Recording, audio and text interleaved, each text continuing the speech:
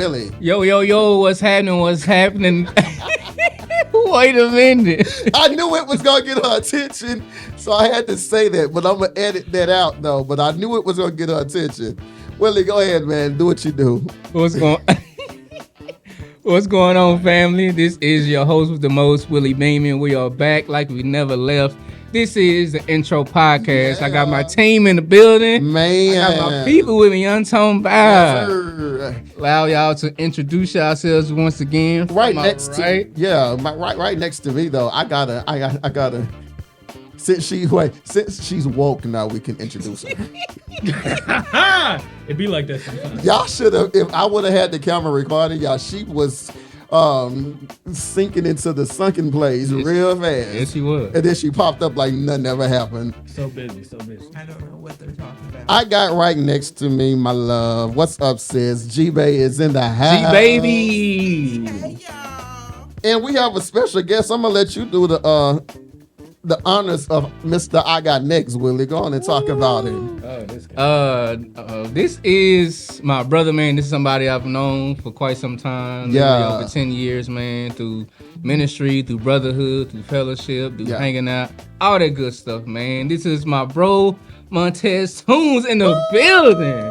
Like, what's up, Montez? Man. What's up, bro? Appreciate the invite. I Got Next. Where did you get this inspiration from, man? You know he was coming, bro. Okay, so I have a little notebook that I typically preach out of. Uh-huh. And it's got a lot of different titles that are kind of all over the place. I don't necessarily know what they mean when they're dropped to me. Yeah. But they come up when they're supposed to come up. It works out like that every time. It's been a blessing. So I Got Next. Actually, the confirmation came from me just watching TV. Mm-hmm. And I heard that same exact line on TV. And it was like, all right, this is what I told you to do. Yeah. I was like, cool. Got you, God. We'll work it out. And that's kind of where that. How long have you been in ministry? Since I was probably about 21, 22. So I love to ask young people in our age because we all around the same age. Shut up! I wasn't gonna say nothing. I was waiting on that look. Go ahead, continue. It's that face. I saw it too. Being that you got involved in ministry so young, first of all, was it something that you were able to just say, okay, God, let's go? Or did you wrestle with it? Or did you get in and because of whatever, you kind of, was like, God, give me a minute? Like, what was that process for you? So, starting at that church at a young age, I was 13. Mm-hmm. I got to see a lot of people hear their calling Yeah. and then run from it. Yeah. And then they would double back and do it anyway. Yeah. So I was like, what's the point of running If you're going to if do it. you're going to do it anyway? Yeah. So when I got my call, it was like, okay, I'll do that. Whenever y'all are ready to put me through the process, we can do that. Yeah. So that's what I did. Wow. How do you know you were called? How did that go? I mean, did God come and tap you on the shoulder? Did you dream it? And I'm not being Talking to the microphone. I'm not being funny. I'm being very for real. So actually, it comes from passion, passion for the message. I like that. So the passion of the message was like, you know what? God, you say you'll use anybody. Yeah. So if it's for me to do it, then tell me to do it. Yeah. Make a pathway for me to be able to do this and not have so much struggle. Thanks. So I thank God he did do that for me, but that's really where it came from. Yeah. I just wanted to know. I would second that question because I know a lot of people who say that they're called to ministry, but then at the same time, they're like, they actually ask themselves, how do I really know?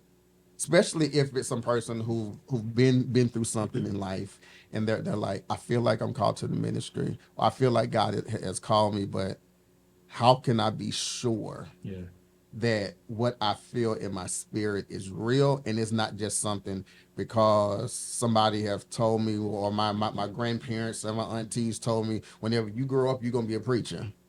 And that word stuck with me, or is it the fact that God literally put a burning in me to say that yes, I am ministry. So yeah, I applaud people that get in ministry at that age and actually stick with it because like you said, a lot of people get in, and because it's not as glorified, or It's not very lucrative. No, It's- definitely not lucrative at all. and because it's not that, people are very quick to be like, okay, I tried this and it didn't work.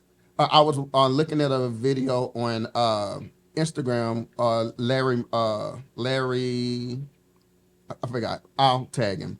But there's a guy who was speaking, and he was like, there's a lot of preachers have turned church into business.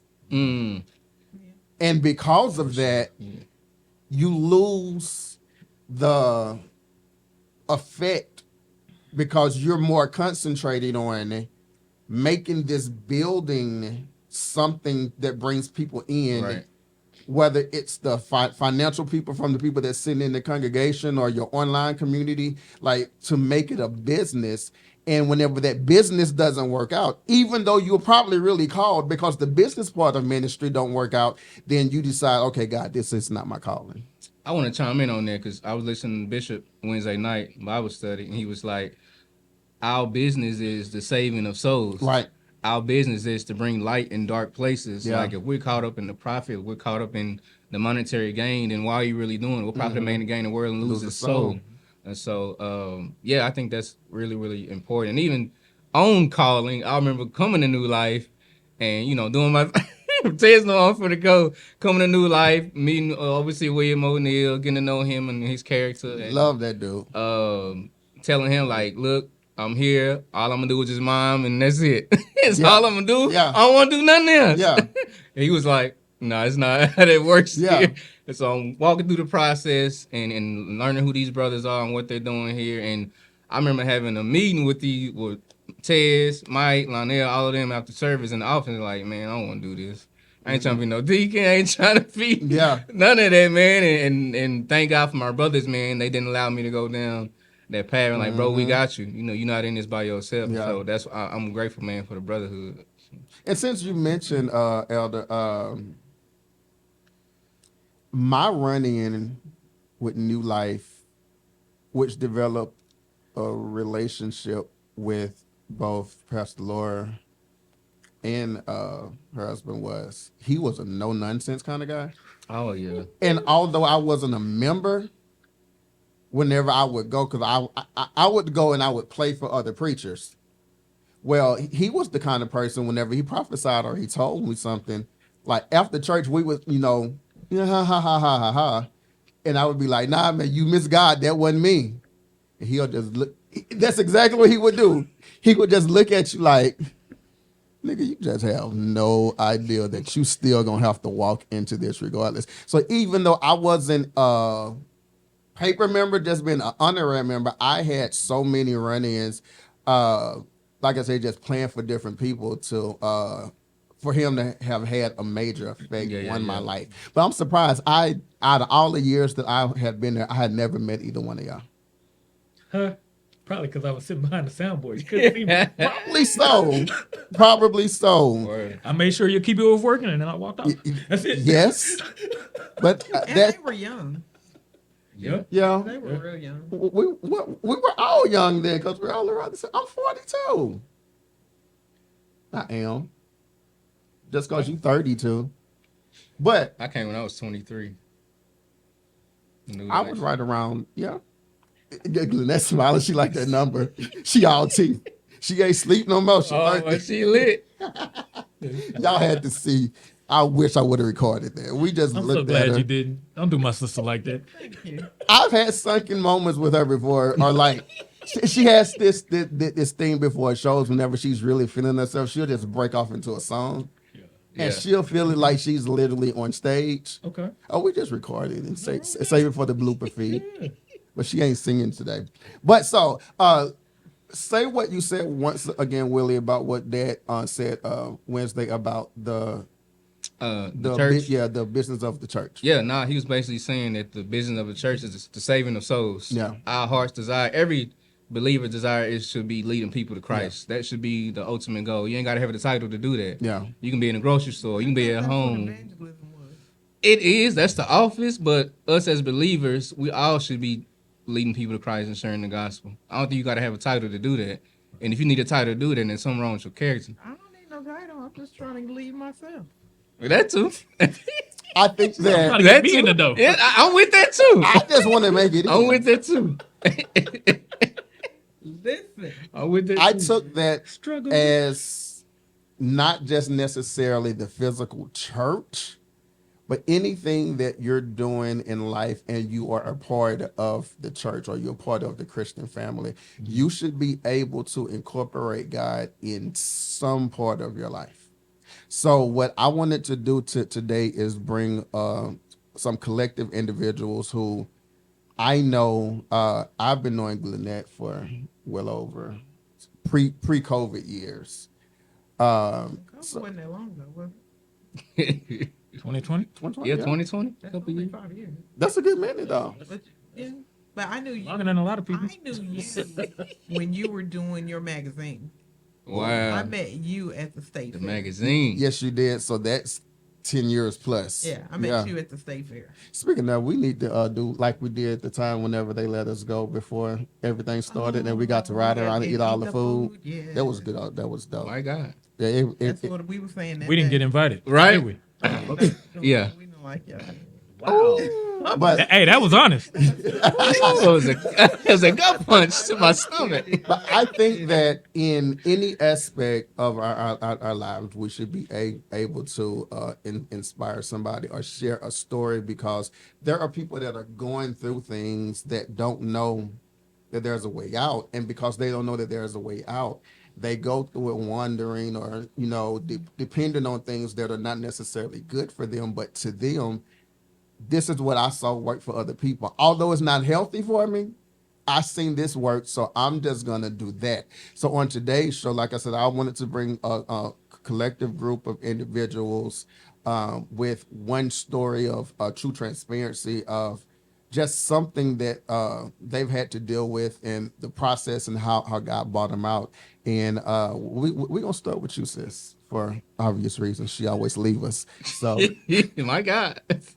She has to step out because she has to go secure the bag. Glenette, did you feel those bus wheels? Did you feel them? She always they ran me over. I was about to say, because I felt the wind from it, because I'm right here. And backed up and ran me over again. she always has to leave to go My make that God, money. the But that's wheels on the okay. bus go. So Glenette has shared with me over the years, and even through her podcast, Broken for Purpose. Like, we don't have to get into the whole of things because I know what it is and what it does for you from whenever you were supposed to do the audio book that you never finished. Okay, so what we're not going to do is we're not going to bring up the past like that. Okay. Before we get serious, let me tell y'all what That's happened. another set of best wheels, to be honest. She Bus wheels. They she double came back. in. We were going to record an audio book for her book that she put out. And I told him I didn't want to do the recording. I I wanted told her somebody else to do it. beforehand, I was like, you're going to read this because, number one, it's going to help you, but you'll help somebody else. I told her, I said, it's not going to be easy because you're going to want to cry the whole entire time. Well, apparently it didn't help me, so he lied. We went through probably 2 hours and she just put it down. She couldn't read it anymore. But that's a testament of the power of where you've been and where you know or you can see or feel that God has brought you from. If you could sit down and read something that powerful and go through and crack jokes and smile and ha ha, nah. But because you went through the things that are in the book, and you can even refer to the book because I'm pretty sure it's still out for order. But just give us a little bit about true transparency, where God has brought you from. Okay, true transparency. Okay, so the name of my book, of course, is called Some Hurts Are Beyond Tears. Soon to be a play. Soon to be a play. Yes, Lord. So, and we all know, some people be like, some people don't care, but some people be like, how'd you get the title? Where did the title come from? Well, I actually had this dream, okay? And I had a dream that I was being interviewed by Oprah, Okay. right? And so I was on the stage and Oprah was like, Glenette, the tears, where are the tears? And I was like, Oprah, some hurts are just beyond tears. And so that's where, when you in your dreams, it wasn't that deep, but I was like, it's true. You know, sometimes we go through so much trauma, so much pain that you can't even cry no more. The hurt is so deep that it's beyond tears, you know? Right. And so that's where I got the title to my book. I went into foster care at 8 full time. Now I had been in foster care before for a little while because my father drove us off the side of a mountain once, and they had to rappel down on ropes to pull us out, and they couldn't find my mother. So of course me and my younger brother was in foster care for about a week. But when I was 8, my mom had remarried. First she left us. She left us with an aunt. She said she was going to the store and just didn't come back for 2 years. And then when she did come back, she came back married. Now, and I say this to women that are single, you gotta know who you bring around your children. Yes. You know. Yes. But come to find out, she knew who she was bringing around her children. So I was molested at 8. I told her, she left me instead of left him.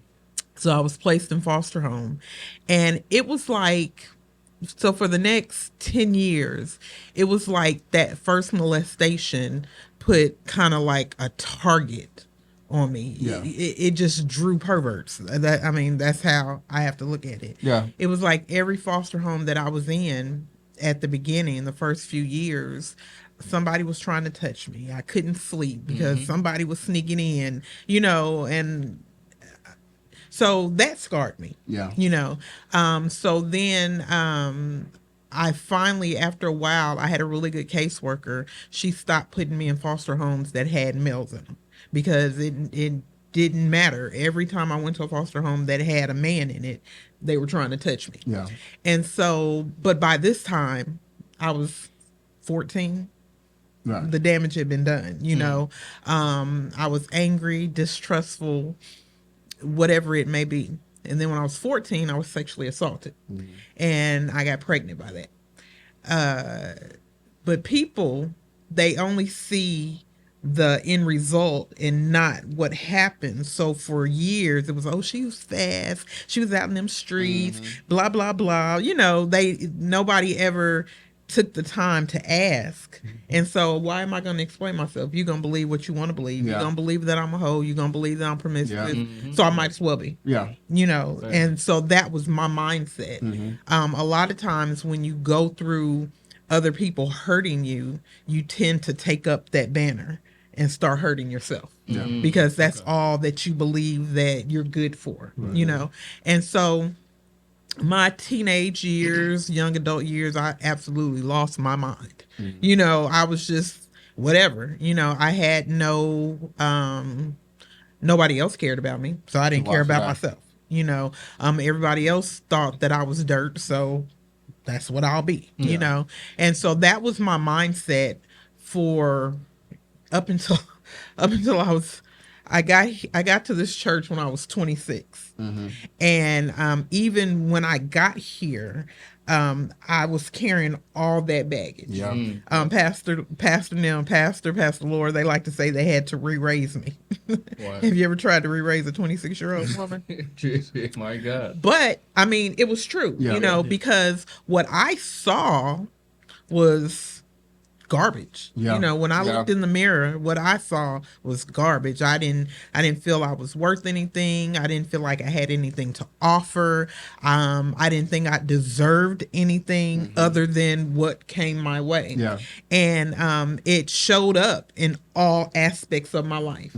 I didn't hold a job down. I'm very smart, but you know, I wanted to go to college. I wasn't able to do that just because it just seemed like every time I tried to better myself, something was knocking me back 20 feet.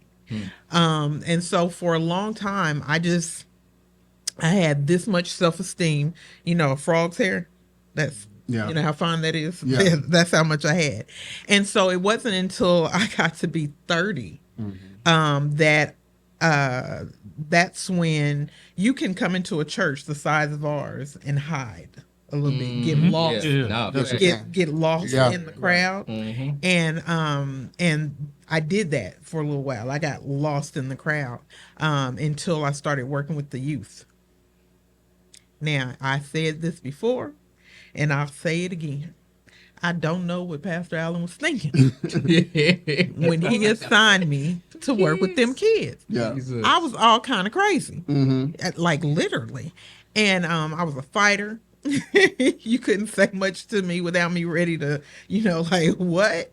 Yeah, so that was that was my first step towards healing. Yeah. I was about 30. Okay. And I started working with the youth. I lived across the street from the church where we were at the time, and I would just be there on Saturdays to open the doors for when they came. Yeah. I wasn't really doing anything. I was just, hey, they're coming to do rehearsals. I was just opening the doors, and I was like, oh, they need me to open the doors. So I felt a little Important, needed. yes, I- definitely. I had never been needed before. Uh-huh. I had never, nobody ever thought that I was important enough, good enough, or whatever it was to do anything. Right. And I was like, oh, they need me to open the doors. Okay. I made sure I was there to open the doors. And that was a constant. Listen, no matter what was going on outside of there, I was there on Saturdays to open that door. Yeah. Right. And so then I did that for maybe a year or so. And our youth pastor, Dorsey Griffin, he decided to go back to school. So now we didn't have any youth pastor. And so pastor made me the youth activities director. And I was like, oh, More. wait a minute. Yeah. Somebody see value in you. And that's important. I was like, and I did. I felt important. Yeah. Now it wasn't the kind of importance that some people, it goes to their head. Yeah. And they're like, I'm doing. No, it was more of, oh my goodness, they trust me with something. Yeah. Yeah. Listen, I like for a that. long time, I would go in. Just segue. I would go into Walmart and maybe not buy nothing and feel guilty about walking out. Because I was like, did I steal? No, I didn't steal nothing. Why they? Wow. But Yeah. but that was Wow. that's where my mind was, you Yeah. know. But and so I was planning things. These kids were coming to talk to me.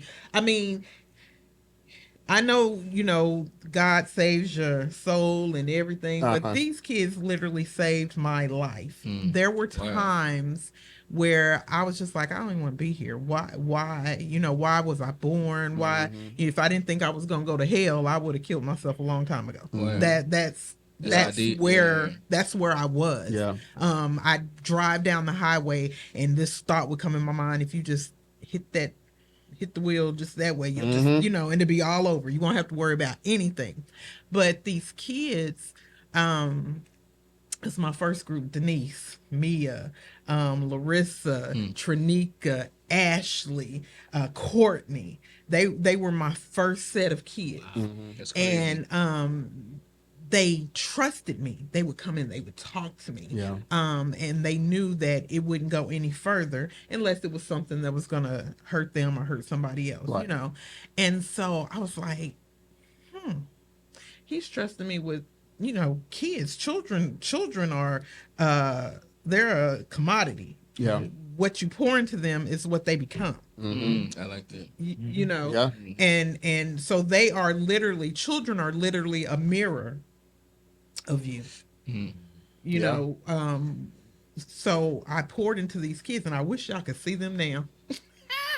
Listen, Not too sad. I did good. Yeah. Neil would pray you through the storm, the rain. Yeah, she will. But listen, she was another batch. Mia, I'm talking about Mia. She owns the coffee shop over there. Is that the shop that Kirk Franklin? Yes. Kirk Franklin did a video there. Yes. And so they now I know their parents had a lot to do with it, but come on, You had some influence. Yes. Yeah, And influence. I was like, oh my God. But what it did, to make a long story short, it caused me to change the way that I thought, because I was like, these kids are looking at me.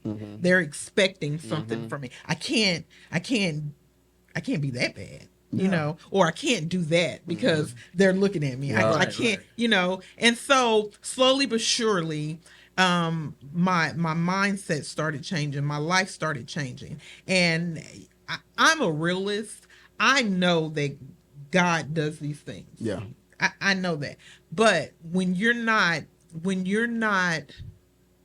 I've always believed in God, but I never believed that He would do for me what maybe He did for other Somebody people. else. Yeah. So yes, I can say now, God's a keeper, He's a healer, He's this, He's that. But then it wasn't about God.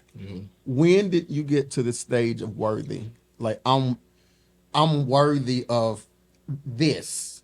So if I'm honest, because of everything, and I don't want to ever blame, I'm not the type of person feel sorry for me because this, and this happened to me. Right. But I have to admit, in transparency, that it is still yet a struggle. Okay. It's still yet a struggle. When good things happen to me, Yeah. I wait for the other shoe to fall. Because that's what you're used to. That's what I'm used to. Yeah. So there's a situation where, when people want to do good things for you, hey, let me do this for you. My first question is, how long? I mean, why? Why? Because in my mind, I don't want to. So say I want to sow into you. I want to do this for you. But what happens if I make you mad? You might stop. What happens, because that's what I'm used to. If I do something and I make a person upset or they're upset with me, I'm used to people just being like, you know what, I don't want to deal with you no more. And so now, like I said, it's still a struggle because I'm ready at any time when I mess up, because I'm human. Yeah. And I'm gonna mess up. I'm human. I'm gonna make you mad. Yeah. I'm human. I'm not always gonna be that. Yeah. I'm not always gonna be on. I'm gonna mess up sometimes. So it is hard for me to believe that you're still gonna be around, that you're still gonna stick, that I'm worthy of, because that was the question. Yeah. That I'm worthy of what you say. So it's still hard. Yeah. It's a process, and some processes don't stop until you die. Now listen, y'all, I do not want that process to keep on going that long.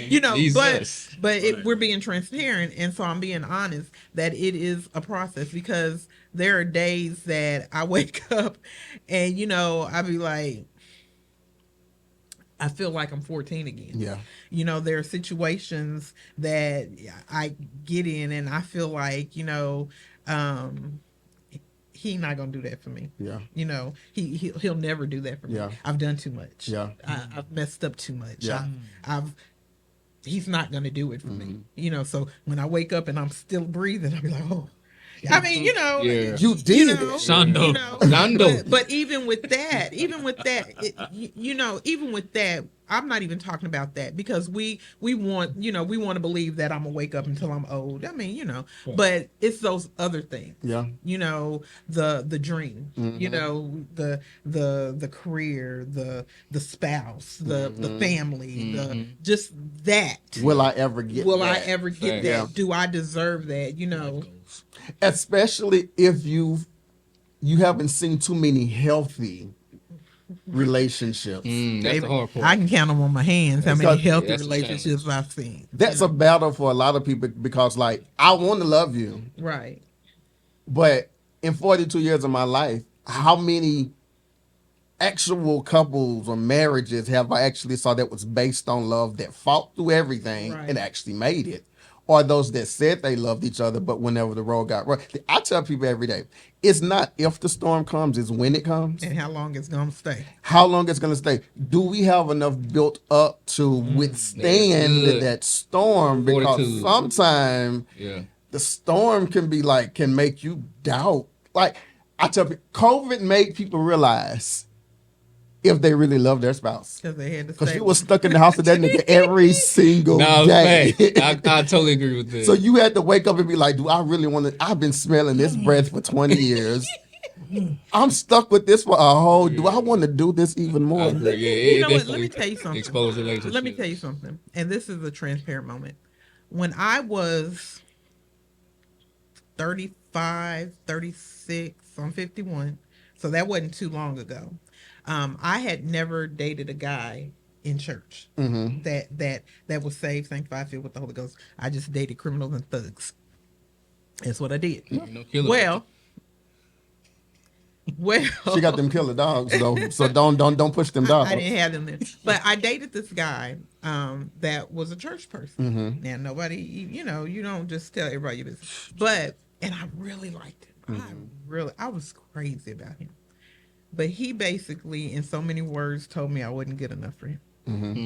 So there went another blow. right Now back. this is at 30 something, 36. So you get my little self esteem was up a little bit, And then somebody tells me that I'm not good enough. I'm not worthy enough. He has a certain look that he has to maintain in the church, and I didn't fit that. So in my mind, I was good enough to play with, but not good enough to keep around. And so then that just knocked me down back, knocked it, cause so now when I, whatever relationship or friendship, it's like, well, they said I wasn't good enough for them.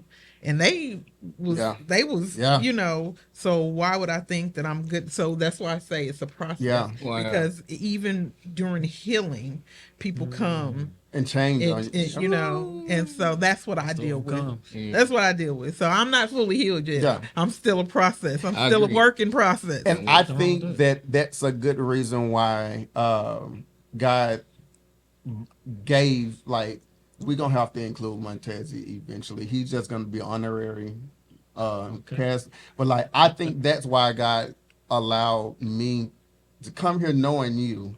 But then for us to go to that church that Sunday in Dallas, and for me, I had never ever spoke to Willie because I was like, that nigga bougie. I ain't saying nothing to him. Look at how he always dressed up. Y'all didn't see that chinchilla the other day. Oh, that nigga looked like he was coming Oh, my straight. God. I was like, Chinchilla. You know what a chinchilla is? I wanted to do I this the don't. whole You time. really don't? It looked like a gerbil. So how many chinchillas did you have to kill To to get that? That boy was I don't looking know. fresh. Probably a couple. But God gave us each other because, like, there's sometimes, like, whenever we wake up, even though, a couple months ago, we would text and Willie would get at us the next day. I A would. busy man. But there's something that I don't think it matters what happens. Like, we're never always going to agree. And we'll have situations, but I don't believe that there's anything that will actually be able to come up against us that'll be like, okay, nigga, I'm done with you. I'm never talking to you no As more. soon as you say that, that's when the devil likes to send those storms. So I'm gonna need you to not. No. Send it, because the thing for me is, I'm gonna be completely honest, and Willie can agree. About 2-3 weeks ago, me and Willie ain't supposed to be talking right now. I can say that Yeah. for myself. Yeah, true. Me and Willie I are called not him. supposed to be Yeah. nothing right now. But there's something that, even though the storm came, I'm not even going to say the podcast, but the God thing that God developed through this podcast, Yeah. it's the thing that was like, go through it. Y'all have y'all fun, do what y'all want to do, say what y'all want to say. But at the end of the day, I'm still God. And if I bought something together, I don't care what the storm is. Have y'all fun, but I'm gonna bring y'all back. Oh, Yeah. that's so That's sweet. powerful. True transparency. So connecting with the youth when you first came here, and did you feel like that really showed you who you were? No, not when I first came. All they did was, all they did literally was, you know how you be hanging on by the rope by the tip of your fingernails and yeah. your fingernails is breaking. Well, instead they were like a lifeline. Yeah. I like Instead that. of hanging on to the rope, they threw one of those buoys that Yeah. that you Yeah. goes over you and Yeah. it holds you up. float- yeah, Yeah, I like because that. I was on my way out of here. Yeah. Yeah. You know, Yeah. I probably, if I hadn't have found this church, I probably wouldn't be here. Wow. You know, I'd be dead in jail somewhere. Yeah. You know, but I wouldn't be here. Yeah. So Mia, Denise, Ashley, Yeah. Larissa, Trinika, Courtney, who else was it? It was Courtney Jackson? What? Lysadra, Mariah, Christian.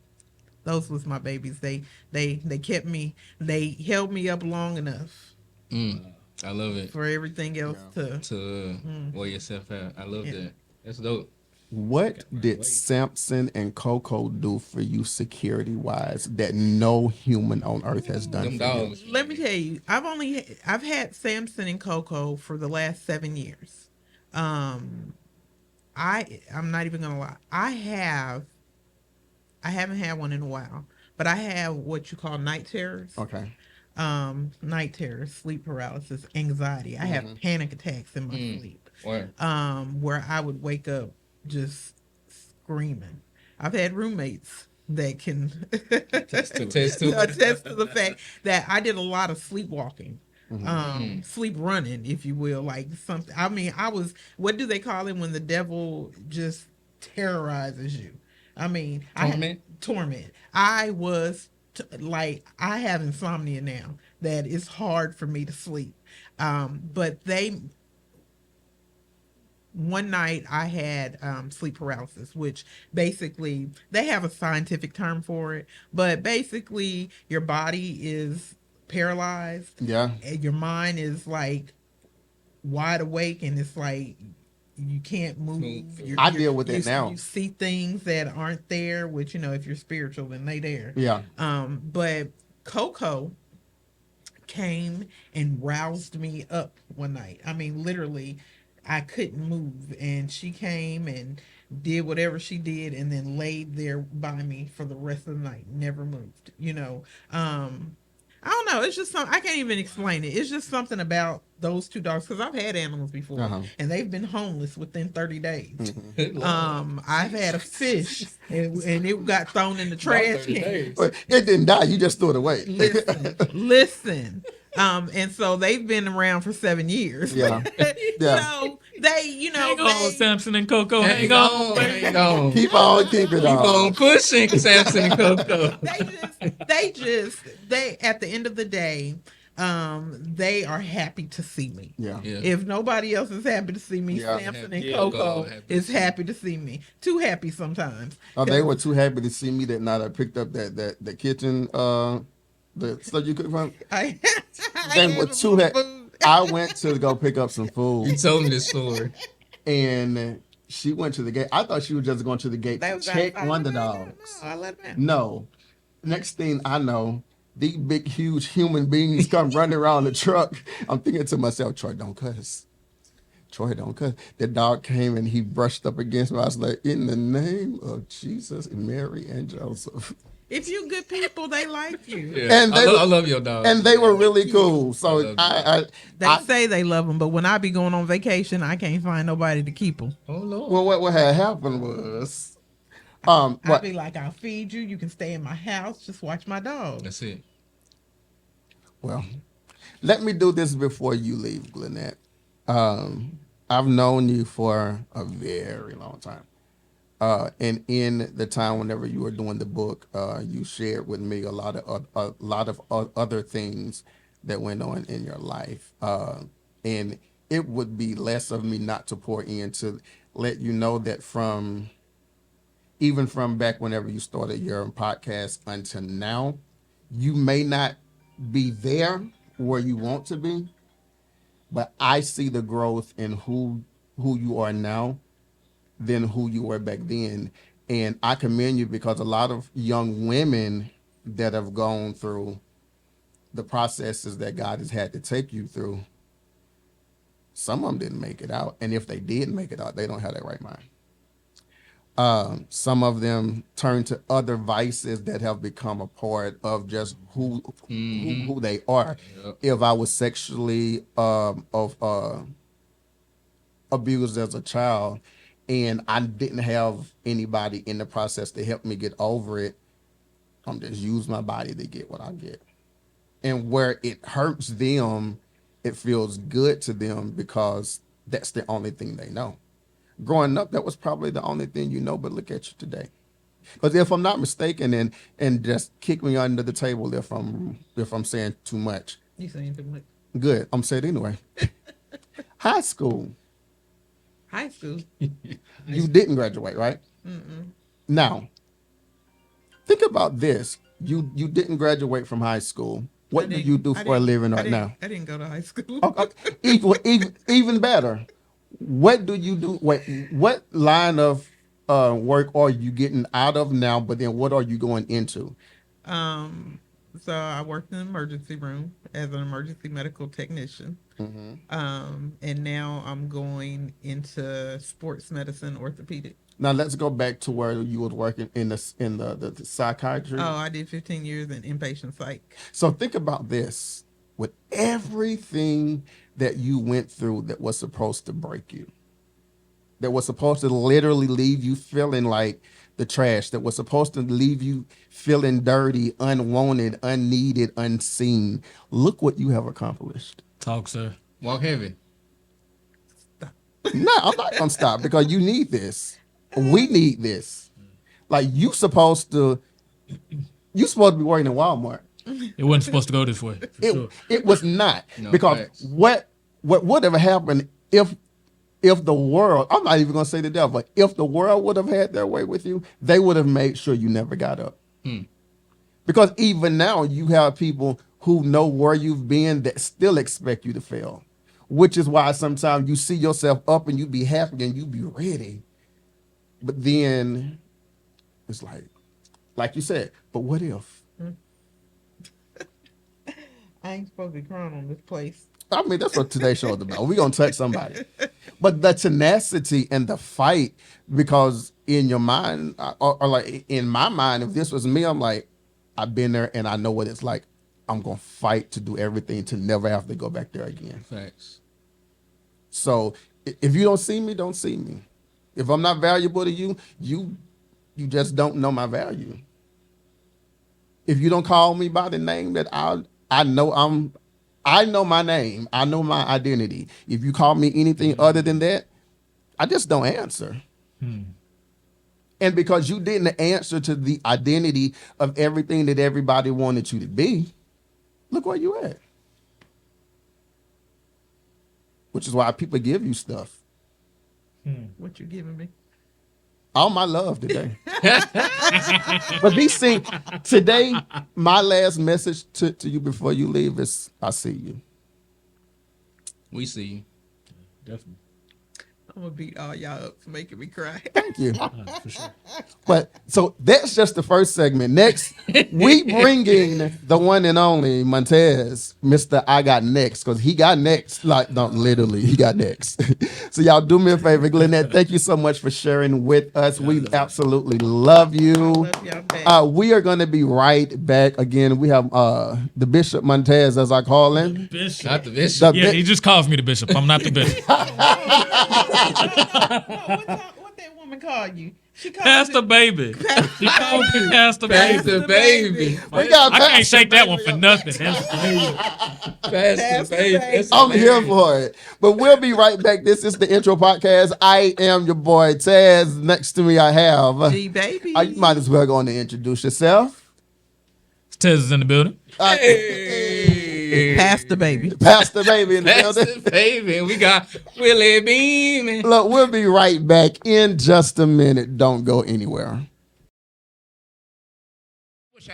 Listen, I just need about 44 who jump up on your feet, and you've ever lost anything, you've ever gone through situations and circumstances where you were hurt, where you were embarrassed, where you were on the struggle bus, where you didn't know how you were going to make it, and just high five somebody. Said, last night I took an L, but today I bounced back. I wish I had some bounce back saints. I wish I had somebody. I wish I had some saints who know that your bounce back is not predicated upon what folks said about you or upon what they thought about you. Lord, help me here. Jeremiah reminds the children of Israel that they have a bounce back anointing. What's up, everybody? It's your boy Tazz, and you are listening to or watching the Intro Podcast. Today we have new to the family, the one and only Montez is in the building. And you know I got my brother all the time, the one and only Wille Beamen. Man, we have a wonderful sports segment coming up. Y'all know I know absolutely nothing about sports, but how good the halftime show is. And if I go to the game, how good the nachos is. Not the nachos. Hey, them nachos be fire. That's where you're gonna find me. But and I'll be there for the last half of the last quarter is it? Like It is a quarter. who is calling me all these times? Jesus, call Jesus. Don't call me. Oh Lord, try Jesus. Don't try Don't me. try me. But look, so shout out Glenette. My Baby, God. thank Wow. you so much for the previous segment. It kind of got a little high, it got a little emotional, but I think that man, that's what we need. But this is kind of different because we speaking to the brothers now. Oh, we got, Yeah. got the fellas on. Barbershop talk. Basically. Nothing wrong with that. First Monday Bible study. Oh, them I gotta nights. pull up, man. Y'all I gotta can't. pull up. Yeah, y'all gotta pull up. Fellas, you gotta pull up. Fellas gotta pull up. Before we even get into it, somebody going to give them the information for the Bible study for the men. This upcoming, I believe it is every first Monday of the month at 7:30. I believe, man. We're inviting all men to come out. We have an amazing time. Shout out to Bishop Sherman Allen, man, who lays the foundation for us. Transparent. We see this man on a whole nother level, and just his vulnerability and who he is, and just the brotherhood, man, that we've built over these last couple months. So yeah, y'all pull up every first Monday of the month. That's 3201 Perrington Avenue, Fort Worth, Texas, 76103. I blame Montez for getting Not me again. into the whole on the Monday night. He told me the story. I It's gotta like- share this story. It's like a Monday night. I was up. I had been here in the studio all day working, and I was like, "Nick, it's time to go home. We need to go home." And Montez was outside. You staying for Bible study? In my mind, I'm like, "Nigga, no, I've been up here all day. I already go home. I'm sleepy and I'm hungry. I don't have no food." Oh my goodness. Montez said, "Wait, but they got food tonight. I'm here." Let's get everything. We got you. We got you. We got you. And I have been hooked every single month. And they got a TV going for us. Yes, got the TV Man, going. I have a newfound respect for Deacon Tony. My God, I remember. Yeah, Deacon Tony has first of all, I ain't know how smart he was until recently. Like that man has he that's a brilliant man. If I was not in a situation where I would have had to conversate or talk to him, I would have never gotten the opportunity to know that part of him. But them Monday nights, I've learned at 42 years, I thought I knew me. Bishop done gave me some revelation that I was like, that's why They be uncovering stuff. right. Like, Facts. and he talks that it's not that these thuses and thous are arts. It's like, yo, this everyday is what- language. Oh, this is real conversation. man. So shout out once again to the Bishop Sherman C.G. Allen, and I can't do that without talking to Mother. I absolutely love you. I get to work with you all the time, co-pastor Dr. Hey, Otanya Lady O. Allen. That lady be praying. Y'all, they're every Thursday, 12 p.m. Otanya Allen Ministry pages on Facebook and on Spotlight TV Network on YouTube. If you bump your toe and you need prayer, I promise you, she got a prayer. Oh We my gonna God. get you right through it. Right. That's serious. And since we're gonna talk about it, Reagan, it's one thing for one family member to be anointed, When they all anointed, but Yeah, the whole family. Yeah, that's crazy. Like- It's crazy to me. I remember when I first met first to get Reagan. gifts in that building. Before she became this powerhouse she is, to see the growth and to hear the testimony of the things that she's had to go through recently health-wise, but Yes. even in the process, to see that voice has not died Yeah. in any other process, Yeah. it's ridiculous. And I love the Sunday that the young people sang and Rayleigh led the song. Yeah, I remember that. Rayleigh was looking like, y'all don't know how bad I want to sit down. Get this microphone from me. So every time I see her now, I tease her. She like, I ain't doing that no more. You're gonna do it because that's the same thing your sister said, and you see where she at now. So yeah, Montez. Yes, man. sir. I'm just jumping into it, man. Oh, but yeah, shout out Christ Cathedral Church. I love y'all. We love you. Being called to ministry as young as you were, but even before then, as a black man, I'm pretty sure we've all been in situations where the odds as black men have been stacked against us in practically everything that we've ever done. But like, how did you overcome just one? Like, what was one of the situations? How did you overcome? How did your dependency in who you knew God was to you at that time, or did you know? And if you didn't know Him as well as you do now, what gave you the fight to be where you are today? I mean, outside of just God just constantly pushing me, and I kept getting reminders of what I was supposed to do, you know, through other people, whether they knew me or not. They would always tell me, oh, you're supposed to do this, preaching. You're supposed to be a minister. You're supposed to be a pastor. I've heard bishop. I ain't got one church, let alone be over some churches. So, you know, that's neither here nor there. Yeah. But for me, it was, I always had a problem with somebody telling me I couldn't do it. Yeah. I use that as motivation. Yeah. And when the person that tells you you can't do it, you share blood with, Yeah. The cuts. it cut deep. Yeah. Facts. But that gave me even more motivation to be like, you know what, because you said I couldn't do it, Yeah. yeah. I'm going to do it and I'm going to do it better. Yeah. I'm turn up. So just to give y'all a little perspective, I was a year out of high school, and it was time to, all right, now, you either going to work or you going to go to school. What you going to do? What you gonna do? So I found a school, and I was super excited. And I called a particular family member. I ain't going to put nobody out there. That part. But I called a good, family 'cause member. I sure would. I put your name out there. I called a family member, and they were like, I did it. I went to school and worked full time on both and came out with good grades. But I don't know if you can do it. Wait, what? Yeah.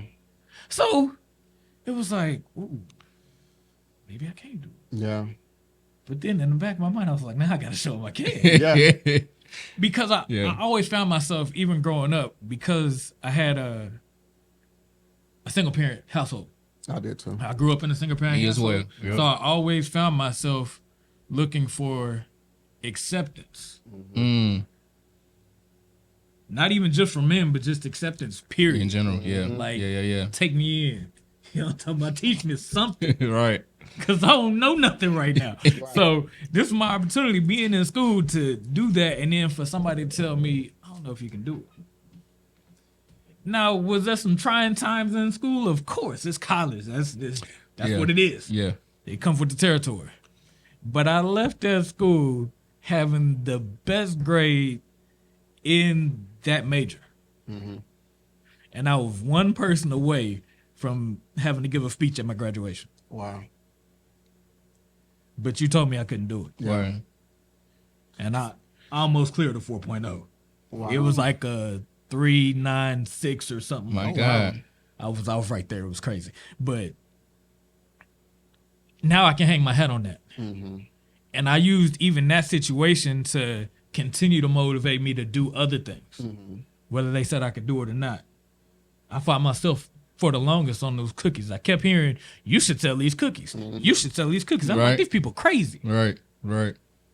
So one day somebody told me, you know what?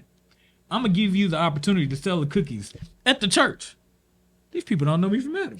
How am I about to sell these cookies? It's easy to get away with people I know. Right. But how am I going to sell these cookies when these people don't know me? I can usually just get it based off of, you know me, so you're going to support me. Yeah. I don't have that option now. Yeah. And I sold a ridiculous amount of cookies. Yes, you did. I remember. That day and since then. I got repeat customers. Wow. When I wasn't even sure if anybody was gonna support me. So I'm so grateful Yes, sir. that just being told what I couldn't do Yeah. has always been my motivation. During the process, though, like, you saw it working out, but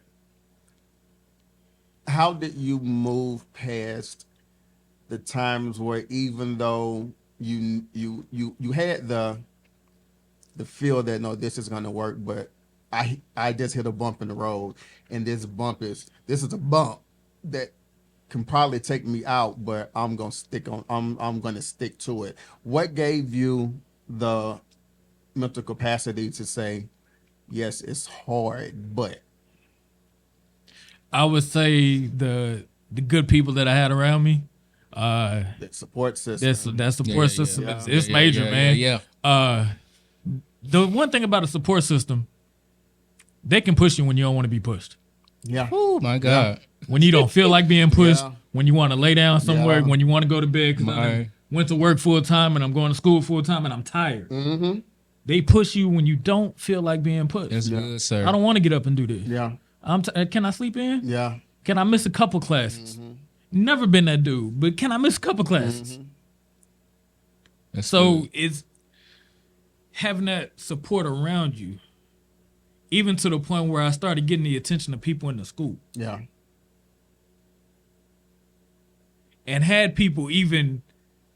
So, I can tell you about this one situation. So I'm walking to class, right, and there is a counselor, and she looked like us, and she was like, Montez, I know what that means. I was like, what are you talking about? I ain't even said nothing. I had on a white and pink fit. I was fly. I was real fly. I need this picture. I had a baseball cap that was white and pink, but it was cocked a little The sideways. side. Yeah. I'm in T.I. You know what I'm saying? She got stuff. You know?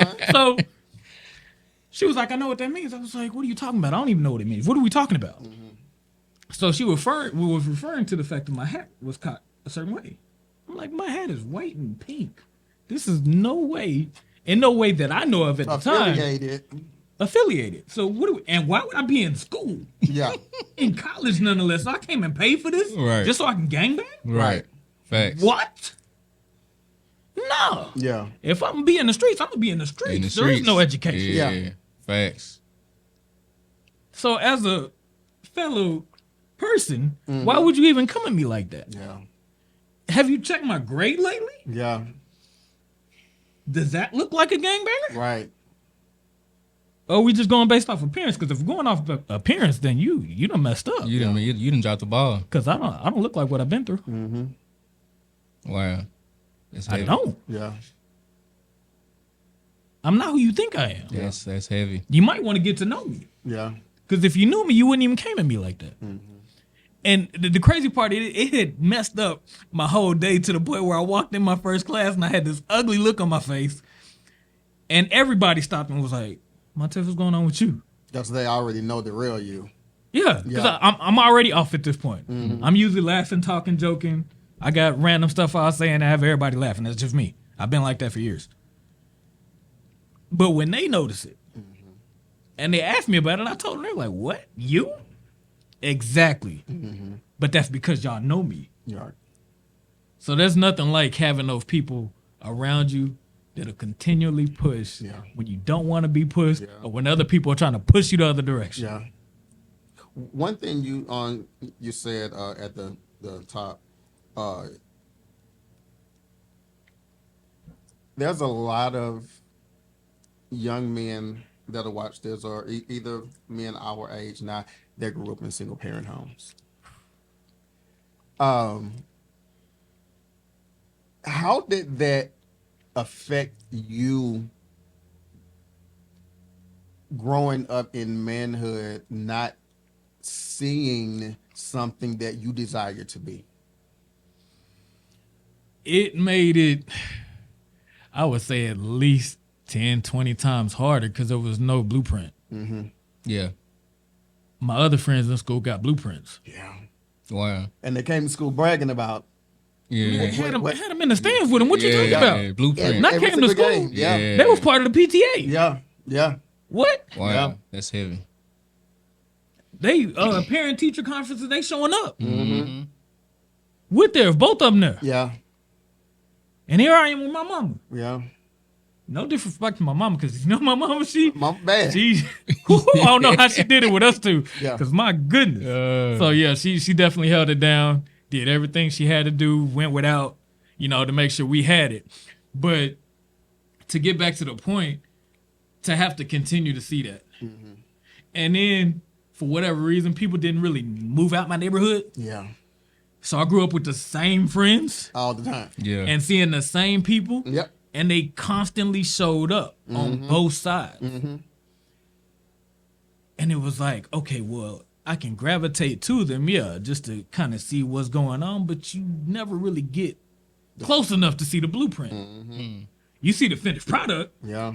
Or you see it in process, but you never see the blueprint. Mm-hmm. So here I am growing up trying to make it up as I go. Yeah.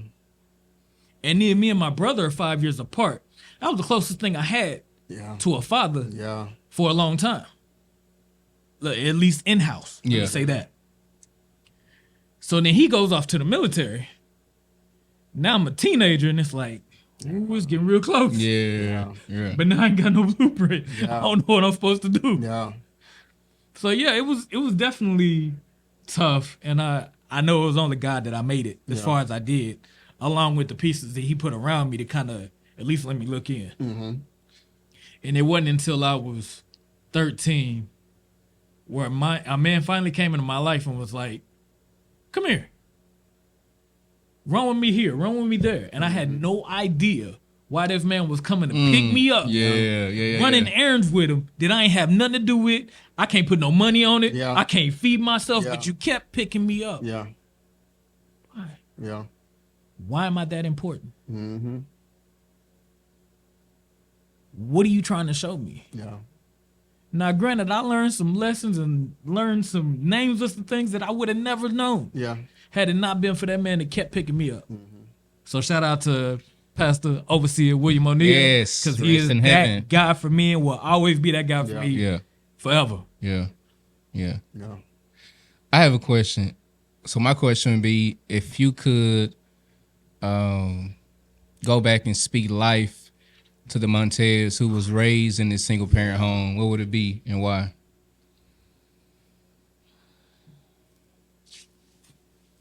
I would simply say keep showing up. Yeah. It's going to work out. Just keep showing up. I know it don't look good right now. It don't look like you got the best deck.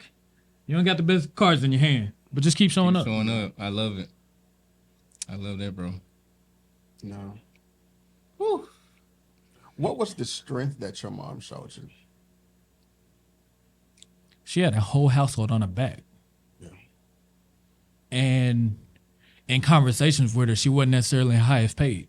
Yeah. First off, because she's a female. Yeah. And she's black. And she black. Yeah. You're not going to get the best cards in that deck either. So even though she was fighting her own struggles, she still was able to provide and make sure that me and my brother had what we needed. Mm-hmm. She might have had to borrow. She might have had to do whatever she had to do to get to it, working extra hours, whatever it was. Mm. She did that, made it happen, and still tried to instill certain manly principles in us, even coming from a female. Yeah. A man didn't tell me to open the door for a female. It was my mama. Yeah. Wow. Same here. I've been doing that since I was 7, at least. I'm running in front of everybody, trying to get the door for whoever's coming, including my mama. Mm-hmm. Wow. And it would leave people's mouths wide open. And it didn't matter if they were my color. That's good. It was things like that she showed me that I can attribute to her. Yeah. Because she was the one that was there. What about your relationship growing up with your brother? Whew. So, Wayne. because me and Wayne were 5 years apart, it was a struggle. Of course it was. Because, if you do the math, I'm in elementary school at some point. He's in junior. And my boy is in high school. Oh yeah. Because we 5 years apart. Yeah. Wow. So who wants to hang out with their elementary school little brother? Facts. We don't have nothing in common. Wow. That ain't even cool at that age. At all. That's crazy. get rid of your little brother. Yeah. So we gonna do what we want to do. Yeah. So we really, it wasn't always like that. There was sometimes we kind of mingled as friends. Like we mingled our friends together and we all hung out because we all played football. Yeah. So that was really our common ground was football. Other than that, hey, you go your way, I'll go my way Yeah. until I need a quarterback or a wide receiver. Yeah. And then we They'll call can make you it up. happen. Yeah. So, but as far as the relationship with my brother, it was definitely rocky. My mom stayed breaking up fights. Yep. My God. Yep. And my brother was always, no lie, probably at least 200 pounds heavier than me. Golly. At least. And I didn't care. Yeah. What? What does that mean? Big day on the heart of the fire, right? You know? Yeah. Yeah, you're Yeah. right. That's what they say. That's what they say. I don't know if it was true, but that's what they say. That's what they say. So, just to have that dynamic is like, you close, but you just far enough to where it's like we couldn't really bond like that. Yeah. But the day my brother went off to the military, I was talking noise up until that day. I was like, oh, I can't wait. Your boy about to have his own room. Yeah. Oh, this is gonna be spectacular. The day my brother left, I was crying like a little baby. Yeah. Yeah. So up. Yeah. Yeah. Fighting for all those years. My mama breaking up fights for all those years. And now my brother is out the house, gone. Wow. Yeah. Hold on, wait. Y'all ain't tell me it was gonna be like this. Yeah. Yeah. Then one day this was actually gonna happen. Now I feel some type of way. Nobody told me this. Yeah. My mama tried to tell me, but I was like, whatever, mom. Shoot, I get my own room. I ain't tripping. Yeah. This is my space. He'll be back whenever. Yeah. Whatever.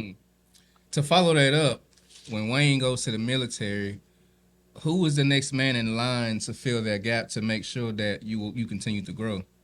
Oh, that was still overseer. Yeah. For sure. Gotcha. Yeah, it was definitely overseer. And then a lot of the other brothers at the time that were going to the church kind of took me under their wing, but nobody was there like overseer. Yeah. Man. Yeah. Yeah. I'm talking about middle of the week, calling me, checking on me, Yeah. talking for hours. Yeah. He's driving a handicap bus for Arlington and was still calling to Wow. make sure I was good. Yeah. Wow. Yeah. Any regrets? Whew. The human side of you, any regrets? No, I don't think so. No, no. I think the only thing I would say is probably just push myself harder than I did. But that's it. That's just the perfectionist in me. Yeah. My last question would be, with everything that you've been through, what do you know about yourself now that if you would have known then, the process wouldn't have been as rough?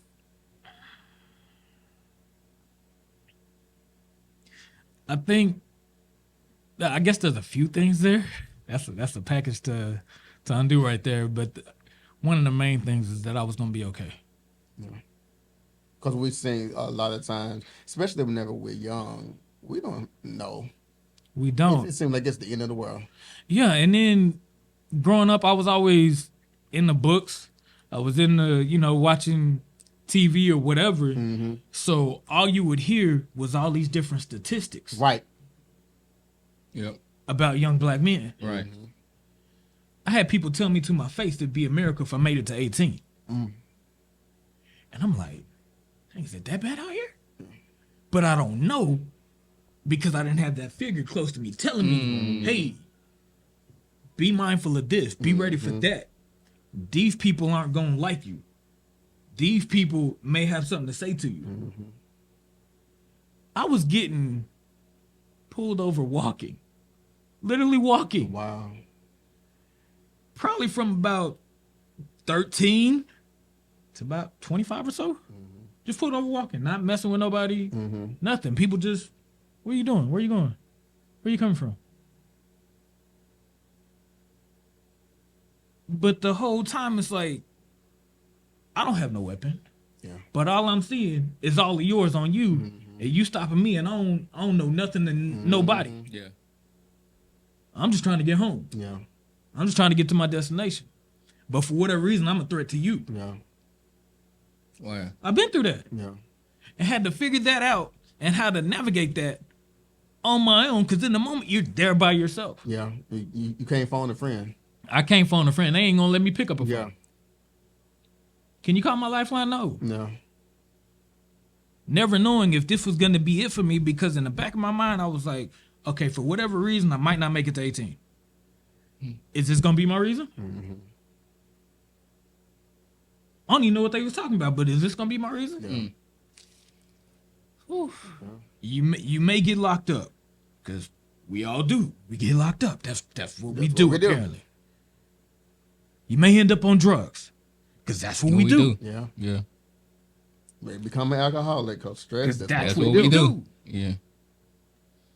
There was never, you could go to college. You could go and get a job. You can be a business owner. Nobody ever shared that with me. Yeah, facts. Big facts. Nobody ever thought that of me. It was always, you got to battle these statistics. Yeah. Yeah. But I I've been think that's a battle for pretty much all black men now. We were never ever told. The only thing a lot of even young black boys now are being told, you either be a rapper or a football player or a basketball player. Yep, that's what we hear. We not worried about your interest in tech, your interest in any of the STEM educational courses or nothing. Yeah. You gonna either be a rapper, football player, basketball, or a drug dealer. Incarcerated, that's it. And That's your options. if you don't have nobody in your ear to tell you anything different, if that's all you hear growing up, It's tough. what do you have to fight to be anything different? So because you had a Pastor O'Neal, like, I feel bad for the ones that don't. yeah, I agree.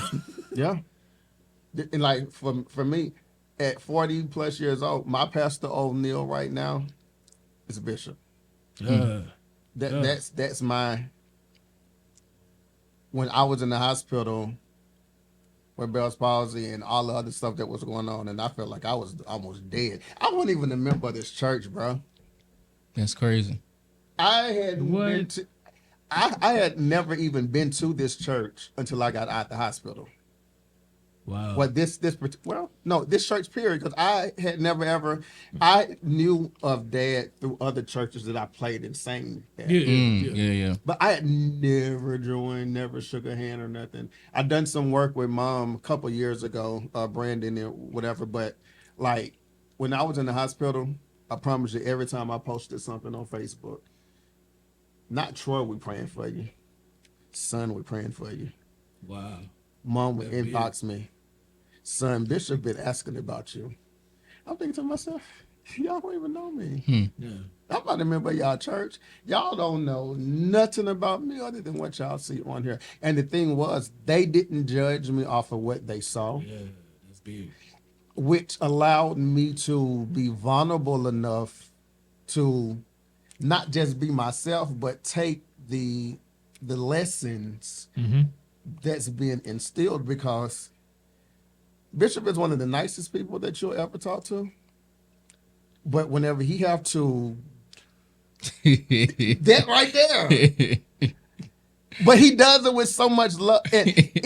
Yeah, I know you done seen it, brother. You close. It took me to have to learn. Yeah, you are close. Yeah, you really close. Like every single Sunday, you dressing like him and every everything. single Sunday. I don't know about dressing like him, because that man there, That Jesus. man be dressing. Yeah, that man be fly. Bishop be fly. One day when I grow up. Which is how I feel whenever I see you. But you know, just like I wanted this, and you wouldn't even give this to me. But like it took me all these years to be able to have somebody to correct me, and I didn't feel like the correction was damnation. To where I'm able to accept whenever Bishop was like, son, that was the wrong way to do this. And I'm thinking to myself, He does it with love. I'm a grown man. Yeah. You gonna tell me, son?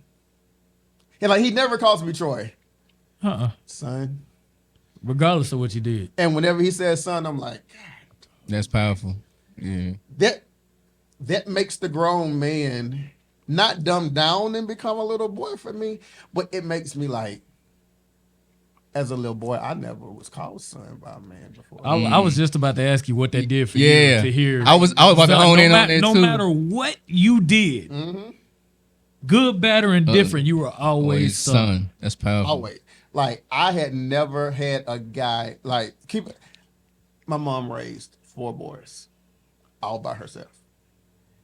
So the Respect. only son, what literally the only the only man that called me son, and I actually felt it was son from a good place is Bishop, because whenever I was playing for other churches or traveling with people, no lie, told the testimony 1,000 times before on previous shows.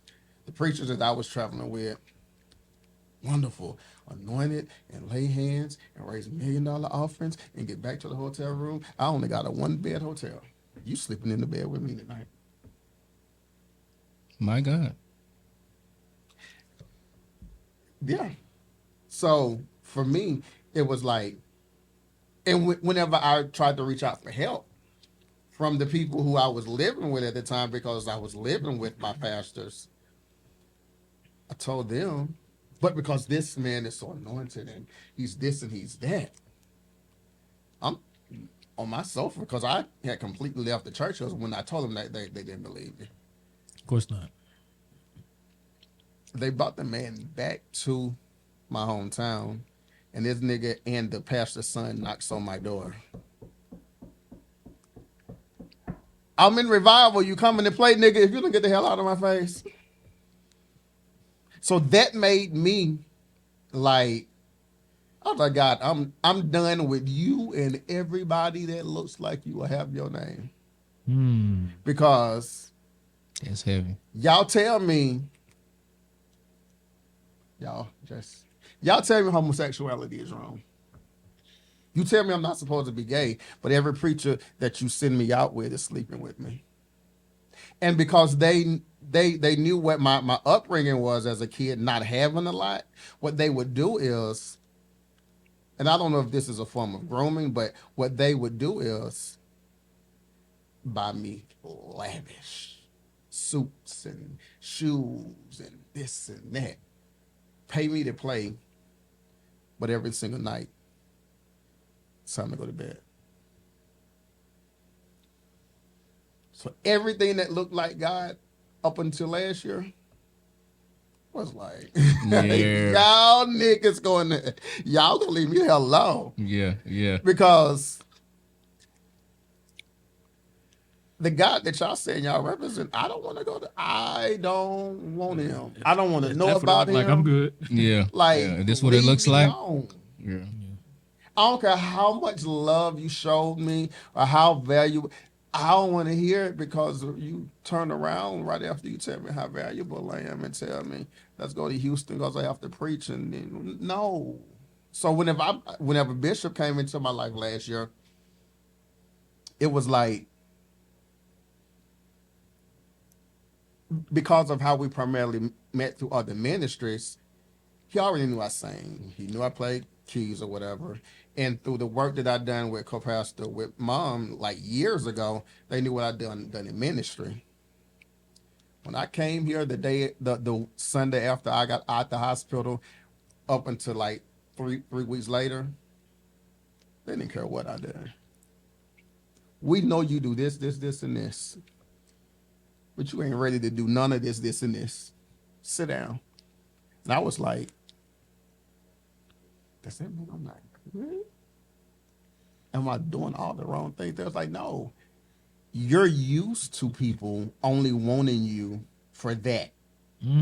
That's good. Let me show you something different. That's good. I have a full band over here, so you ain't playing nothing. My band is this. My daughter's leading praise and worship. We have a bad choir. We have a bad choir director. We don't need you for that.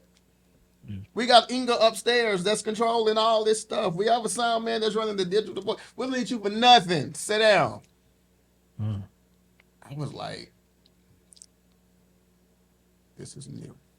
And even in sitting down, I still got the phone calls, the text messages, the invites to whatever. And like Glenette said before, in the back of my mind, I was like, how long is this gonna last before they figure out that this is this and that is that? That shit gonna drop. And they be like, because of this and that, we decided to, like the job said, go a different route. We're going a different way. Yeah. And I'm going up on a year. And I tell you, I have been more prosperous in my personal business in a year. And I wouldn't even say it's necessarily because of the quality of the work, but the connection of the people. Yeah. Most definitely. Because I also learned, don't tell everybody that you've done something for. Because just because they was good for you, don't mean that reputation. But when I told, like, people see on Mom, whenever I started doing stuff for her, she would literally say on her Thursday prayers, my manager or whatever title she gave me, creative director Troy. And then people started realizing who Troy was. And it wasn't the Troy that they knew. It was the reintroduction, because people value Mom's words. Allow me to reintroduce myself. That one. So whenever the credibility of her voice in who I was made people think of me different. Whenever Dad gets up on a Sunday and he say, I just want to thank Brother Troy, and he gonna be the next Tyler. I'm like, I just got off the floor from Todd Hall. Right. You gonna put me right back on the floor again. Or just with the stuff that they have entrusted me with and have invested in to make sure that I'm a better person. Like, I'm so used to, like Glenette said, nobody want to believe in the vision because the vision didn't profit them. That's good. Mom and Dad was like, they got theirs. They just trying to make sure their kids have something now. And that was, I'm just not used to that. But it was like, Mom was like, well, look, you one of us now. Which is why I love coming to this church, and then we'll break to a commercial because we're going to take Willie down this long loophole, this wormhole. The one thing I love about this church, and I tell everybody that I talk to and I talk about on social media, I don't care if I see, let's say, Preston McIntosh. Okay. I can see her and talk to her 20 times in the service. At the end of every single time I see her and talk to her, brother, I love you. No, I use Pastor Laura. I don't care if I'm in church or on the phone and we texting. At the end of every conversation, I love you. Yeah, that's her.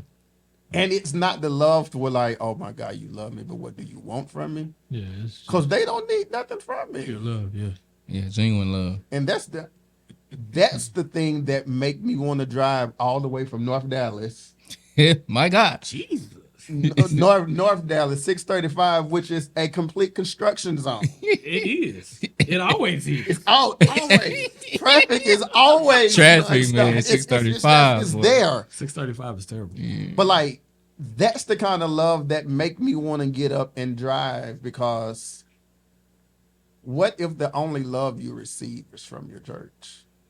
The only attention you receive is from the people who have no relation, no blood, no nothing. But that's where you get the will to live another 24 hours, because at least somebody see me. It's my spill. Oh my God. I got a question. Okay. Yeah, it's my turn. Your turn. It's your turn. So, you talked about whether a person knows this Troy or that Troy. Troy, your pastor, Troy now. Have you accepted new Troy and let old Troy go? Yes and no. When did that happen?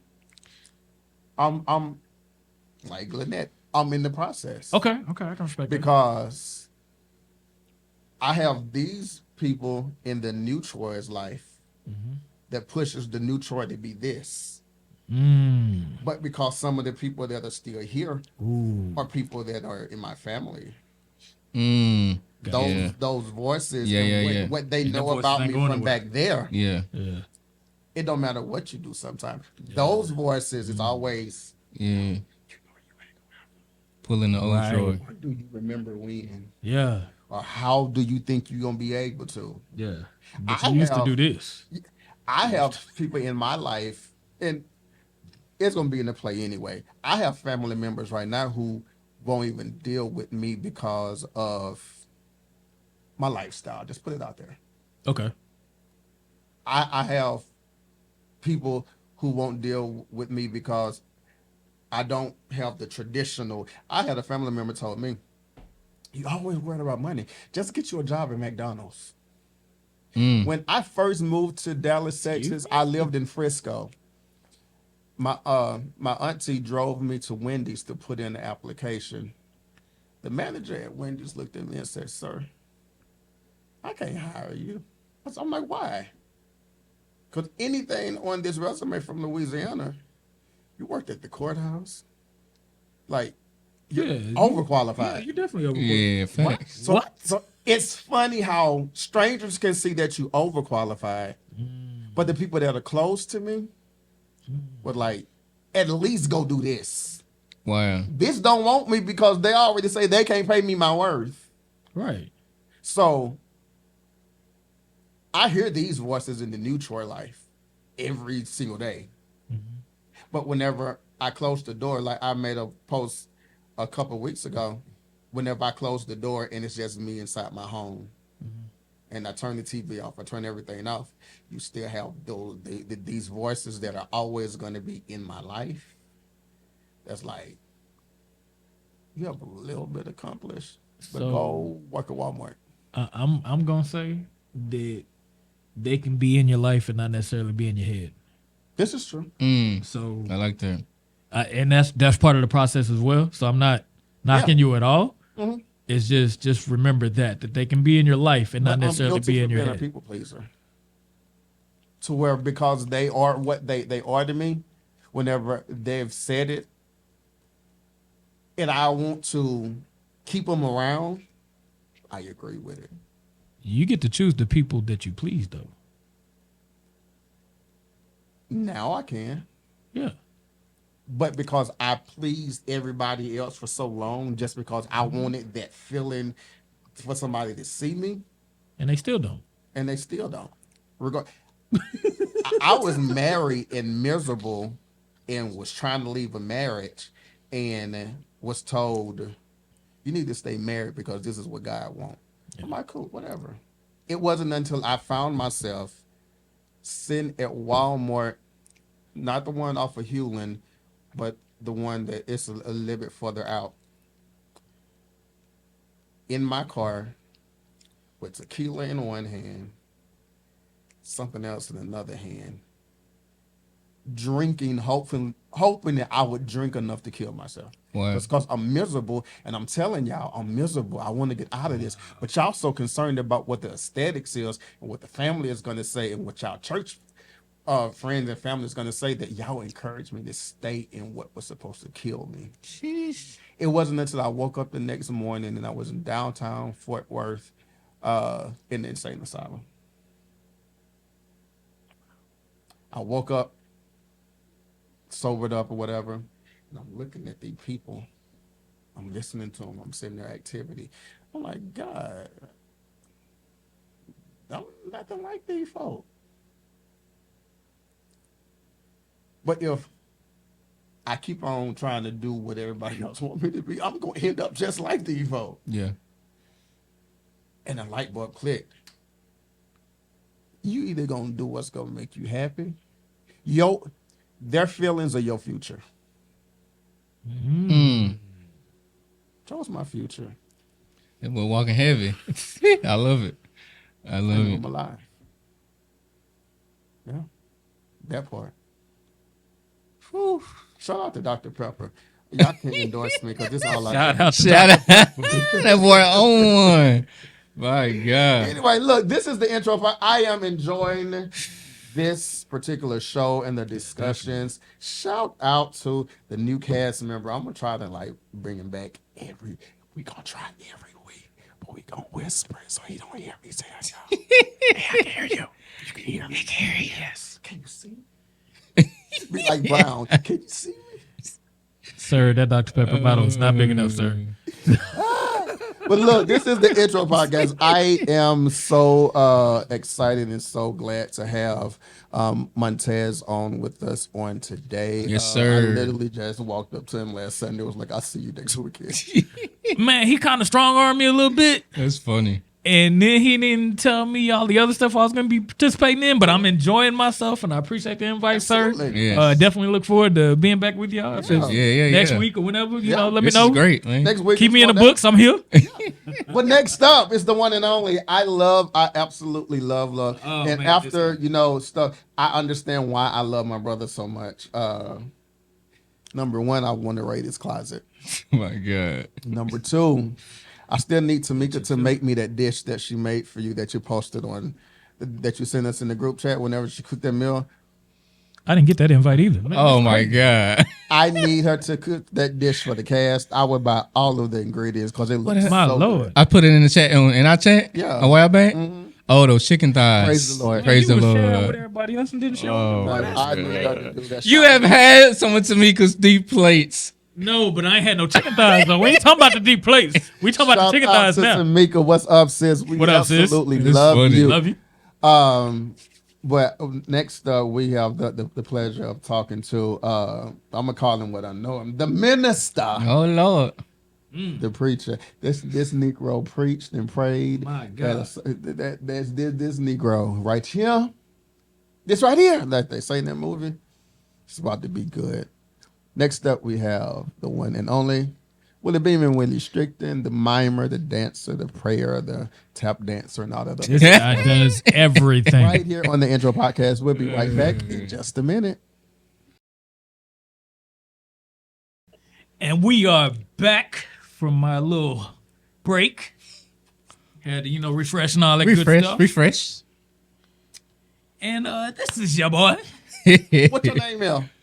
Montez is my name. I think we're going to go with T on this one. Come on. Hey, come on, T. I like that. And I get to introduce my guy. Man, Yeah. I've known this guy here for a long time. And he's Yeah. been through so much over the years, man. I always talk to him, tease him about it. And just the fact that he's always been an inspiration to me. Just watching him go through different things and continuing to be himself. Yeah. And, oh, man, I'm sure y'all know him by now. But, yeah, this is my guy, Mr. Wille Beamen. Willie Strickland in the building. We here, baby. What's happening? Just going along with everything that has been discussed. First of all, thank you for the last segment of your transparency. Yes, appreciate that, bro. We having folk this year. I don't know if y'all gonna have a lot of comedy shows at the podcast because Dad got me Wednesday with the responsibility of the church or the business of the church. So I don't know. We may be shifting a little bit. We'll still give y'all the first half of the show, but we'll like talk about each other or whatever. Give y'all entertainment news, but for the most part, yeah, I want to be able to have somebody walk up to me in Walmart and be like, "That show helped me," or somebody send me an inbox on whatever social media and be like, "That clip that y'all post that saved my child life," or That's whatever the the goal. case may be. So I wanted to bring a collective group of individuals. Glenette, thank you for coming in No doubt. to share some stories of things that we've been through and how God has brought us through it in the process. Because a lot of people don't know that there's a way out. Some people are going through things, and you're probably right at the edge of giving up because no one has ever been transparent enough to let you know I've been there.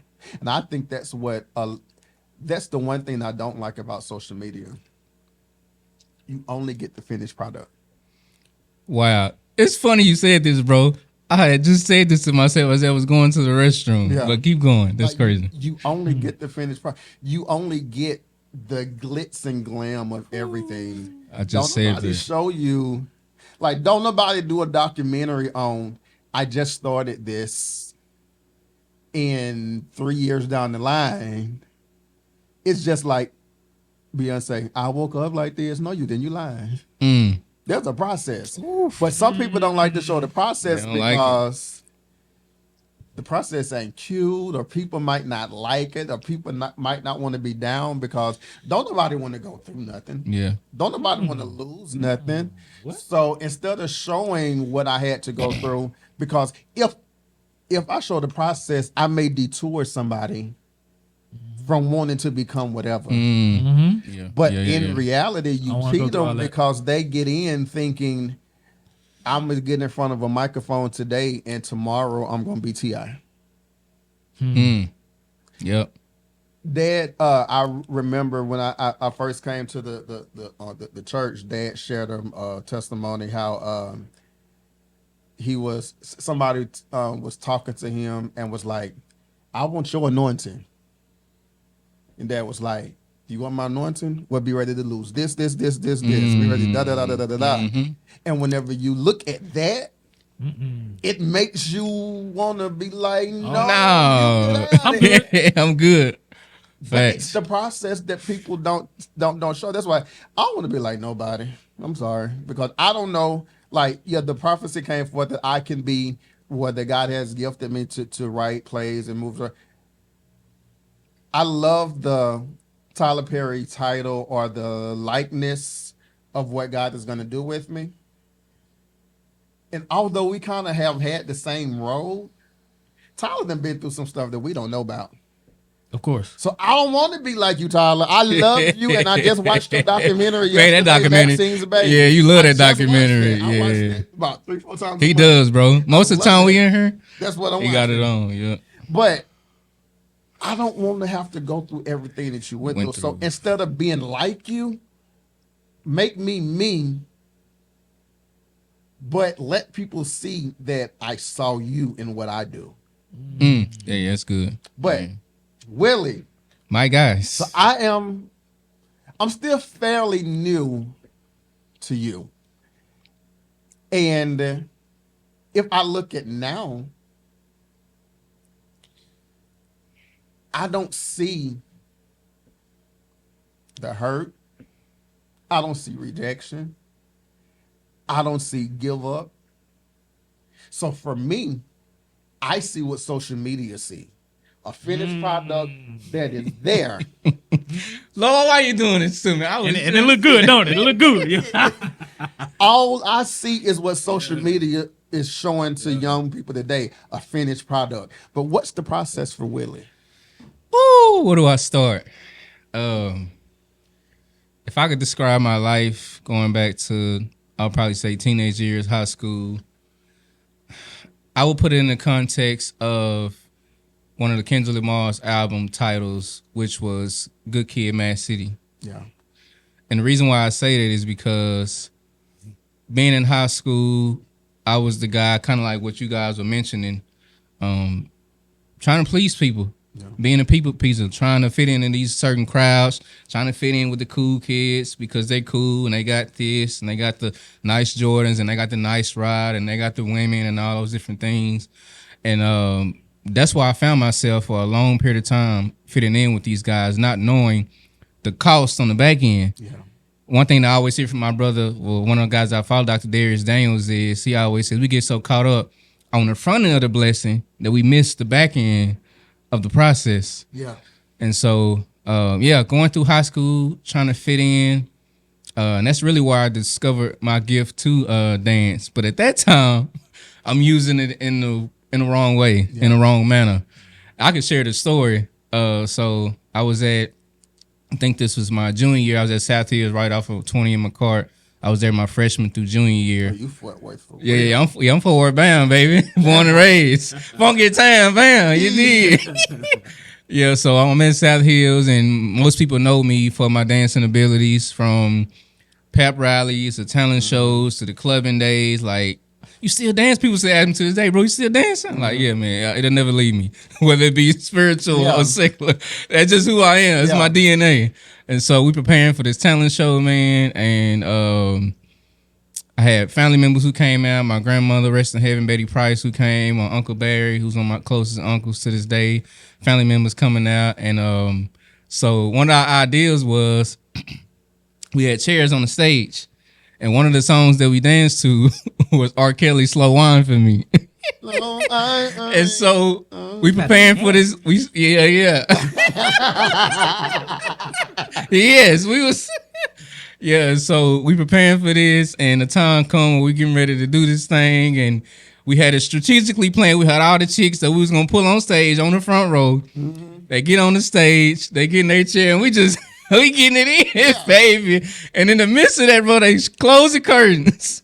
Everything shutting down. And so I'm like, oh, I got my grandparents here. I got my uncle here. This is embarrassing. Hella embarrassing. And so when we get suspended, man, for 3 days, and yeah, it was a huge disaster, man. But through all of that, I like, man, I'm just gonna keep doing what I'm doing, and keep, trying to perfect the gift in that way. But a lot of stuff came from trying to fit in with the wrong people. And if I can go deeper, it came to popping X pills. I'm talking about I couldn't even go to the club to have fun without popping an X pill. And mind you, so when you think of X pills, there's uppers and there's downers. And so most of the time I was popping the uppers because of, my energetic, abilities already. I already been a natural born dancer. So you talking about popping X pills, you talking about smoking weed on top of that. You talking about drinking on an empty stomach, rarely eating, going to the club and doing all these different things, trying to fit in with the cool kids, not knowing mentally, emotionally that it's damaging me. I'm trying to avoid it because I think it's cool. Yeah. I'm trying to fit in with these guys, doing all of that, multiple women, thinking that's cool. Going back to the root of everything, what you guys just mentioned earlier, growing up in a single parent home, didn't really have my father there to raise and pour into me. Now with that dynamic, so I'm the oldest of four.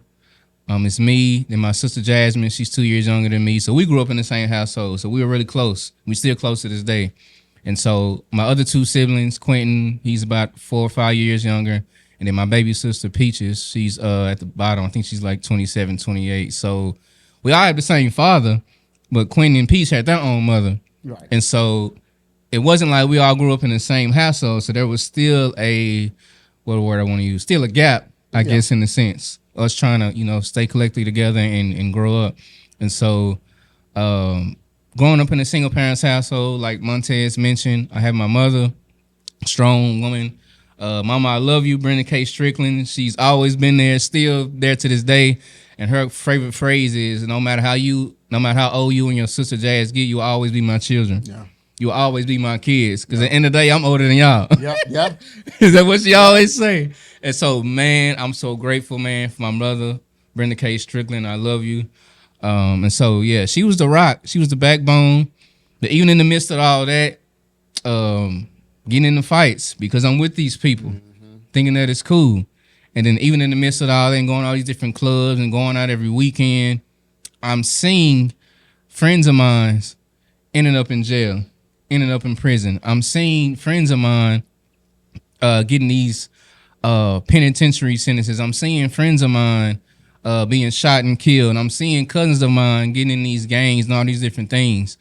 And so transition, I would probably say a few years later, going back to high school, I go to ODY, which is right here off 20 in campus. I went there my senior year because my sister wanted to go there all 4 years. I'm like, hey, let's do it.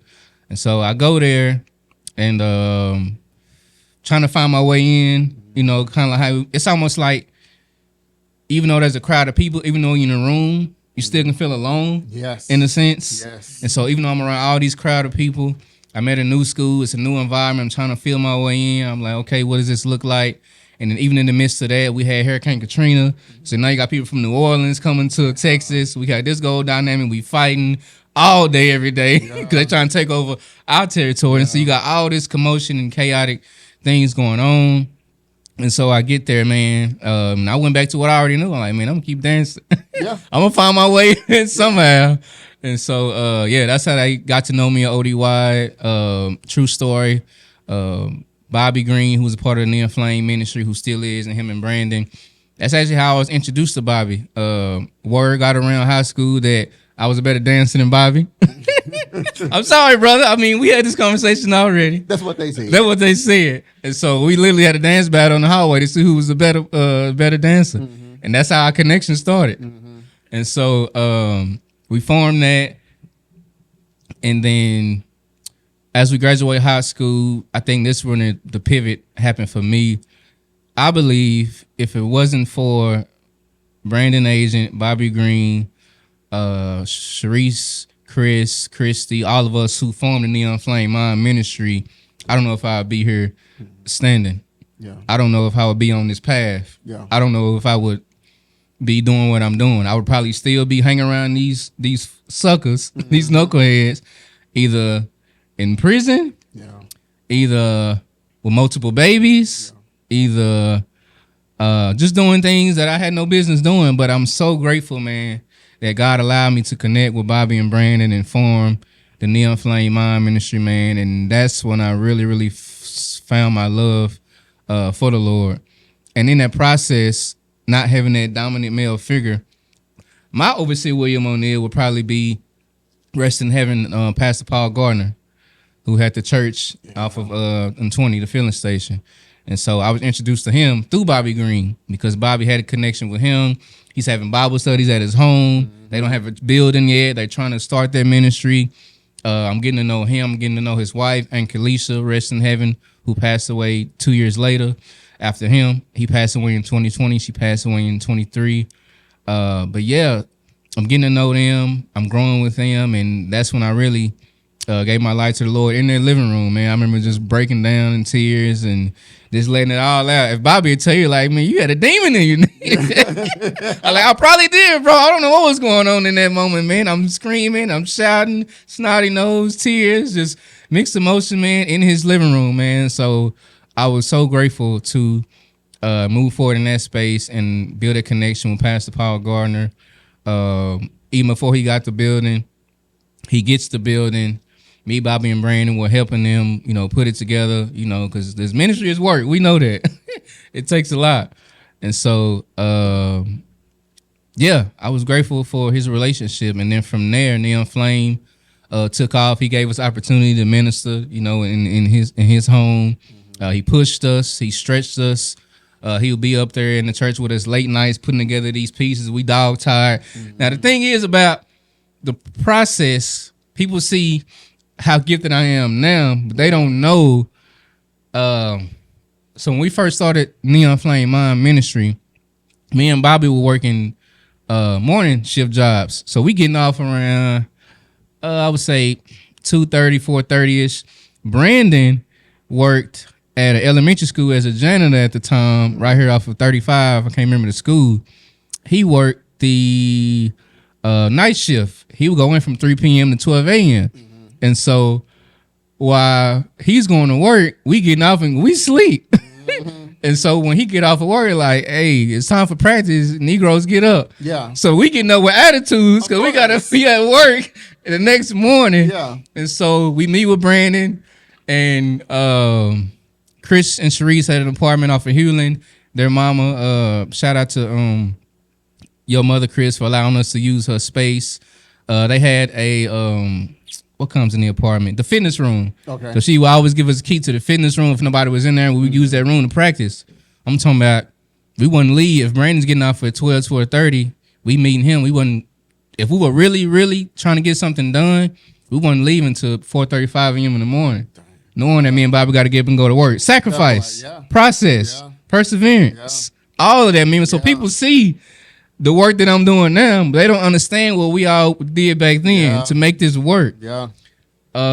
So going through all that, man, it was a sacrifice. I'm talking about attitudes, cussing each other out. Yes. Like, I don't want to be here. You just got off work. You full of energy. We tired. I'm just working. I'm tired, and you been off work and you just lollygagging. Exactly, man. So. But yeah, if I can say the process, I believe that's where all of that started, man. That's what gave me the tenacity, the driving force, the passion to develop my craft, develop my gift in that capacity. That's why I go so hard, man. And I love what I do. And even though God had to sit me down for a season, I mean, most of y'all know I had the foot surgery back in 2023. And that process is hard. Yeah. You know, feeling alone, dealing with depression, dealing with loneliness, dealing with Lord.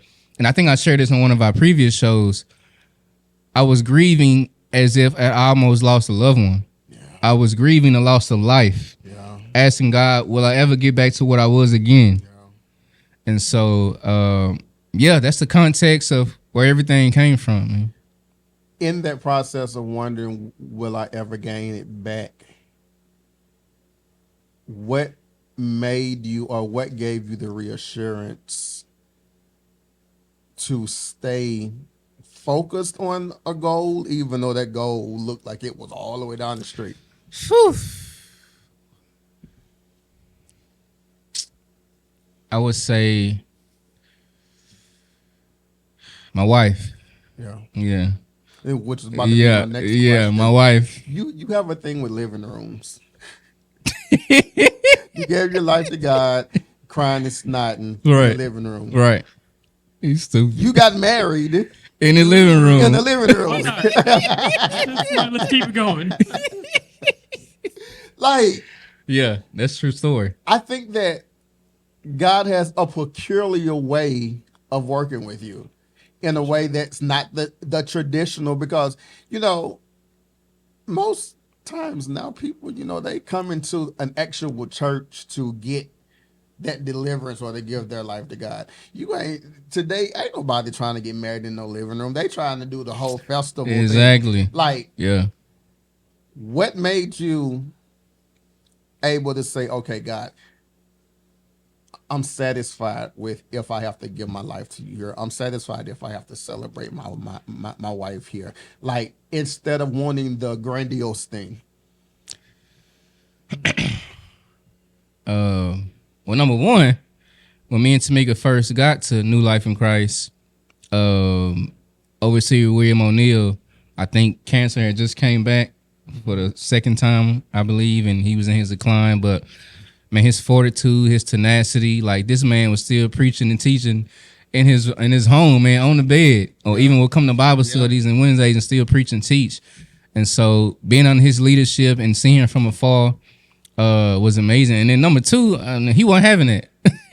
Obviously, William O'Neal, that year that me and Tamika got to know and love and grow with him, man, felt like 10 years. Even though Montez and all you guys had him for a long period of time, that 1 year that me and Tamika had with him, man, felt like a lifespan. Mm-hmm. But on top of that, man, obviously William O'Neal wasn't playing it. It said, if y'all gonna be under my leadership, y'all ain't playing them games. Y'all need to get this together. Y'all need to do this right. If y'all truly want God to have his hand on this marriage, I'm not gonna allow y'all to be doing what y'all want to do. And I accepted that. When did you give your life to Christ to actually, well, not to Christ, but when did you acknowledge the ministry part of you?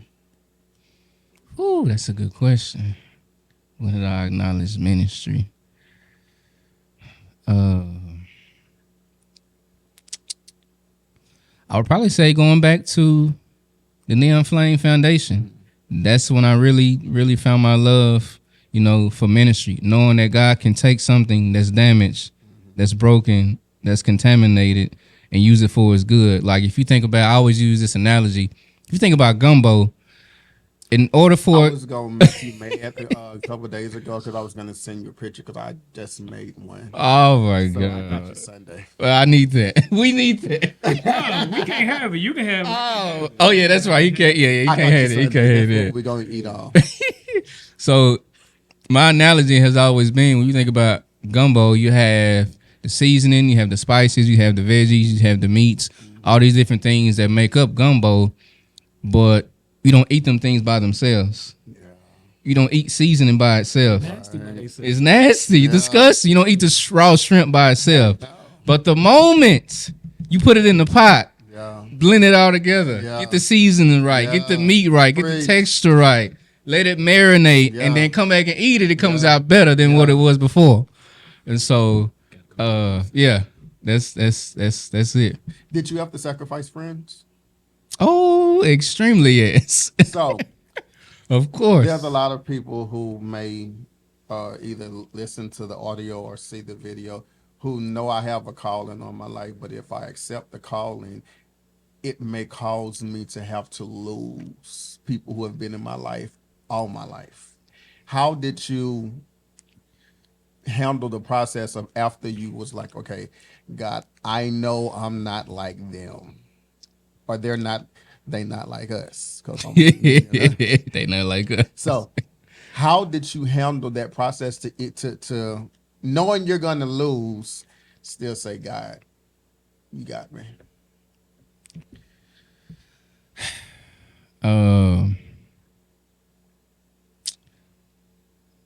I can go back to the story of, I believe this is when Jesus and the disciples are on the boat, and they get off the boat, and Jesus sees this man from afar who's demon possessed, 2,000 legions, I believe, something like that.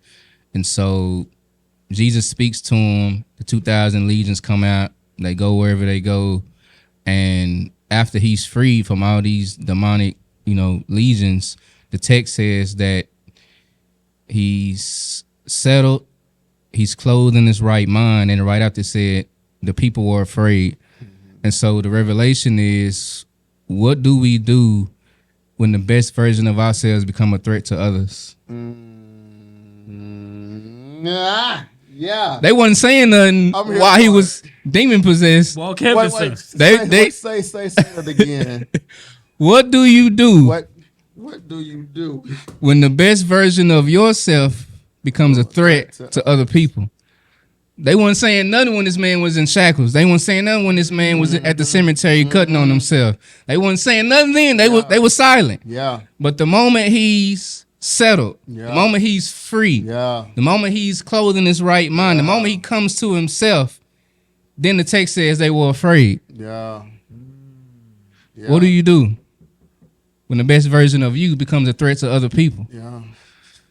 So yeah, that's me. Yeah, that's me. You gotta be willing to accept it. You gotta accept that everybody ain't gonna want to go with you. Mm-hmm. When a lot of people are comfortable with seeing you in dysfunction, they were okay with seeing this man continue to do this. Mm-hmm. They were okay with seeing this man probably every single day cutting on himself in the process of suicidal thoughts. Yeah. But the moment he gets clean, the moment Jesus sets him free, the moment of the spirit of liberation comes on his life, then y'all become afraid. Why? Because y'all were okay with seeing this man in bondage. Y'all were okay with seeing this man in change. Yeah. So I haven't said it lately, but I have definitely said before, people appreciated me more whenever I was needy. Because I had to depend on you for something. But now that I'm in a season in my life where I might not call you for $20 for gas no more. It's not that I'm acting funny. Just God done something. How long have you been married? 12 years. Yes, 12 years, been together 14. What has marriage done for you? Woo.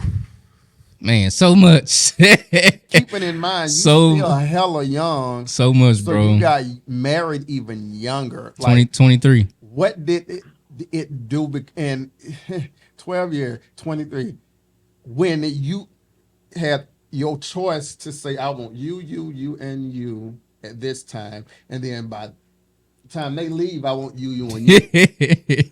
What made you say, I want you? I would probably say, I don't know, man. Tamika was she was just different, man. This is a true story. She don't like me sharing it, but I like being this transparent truth.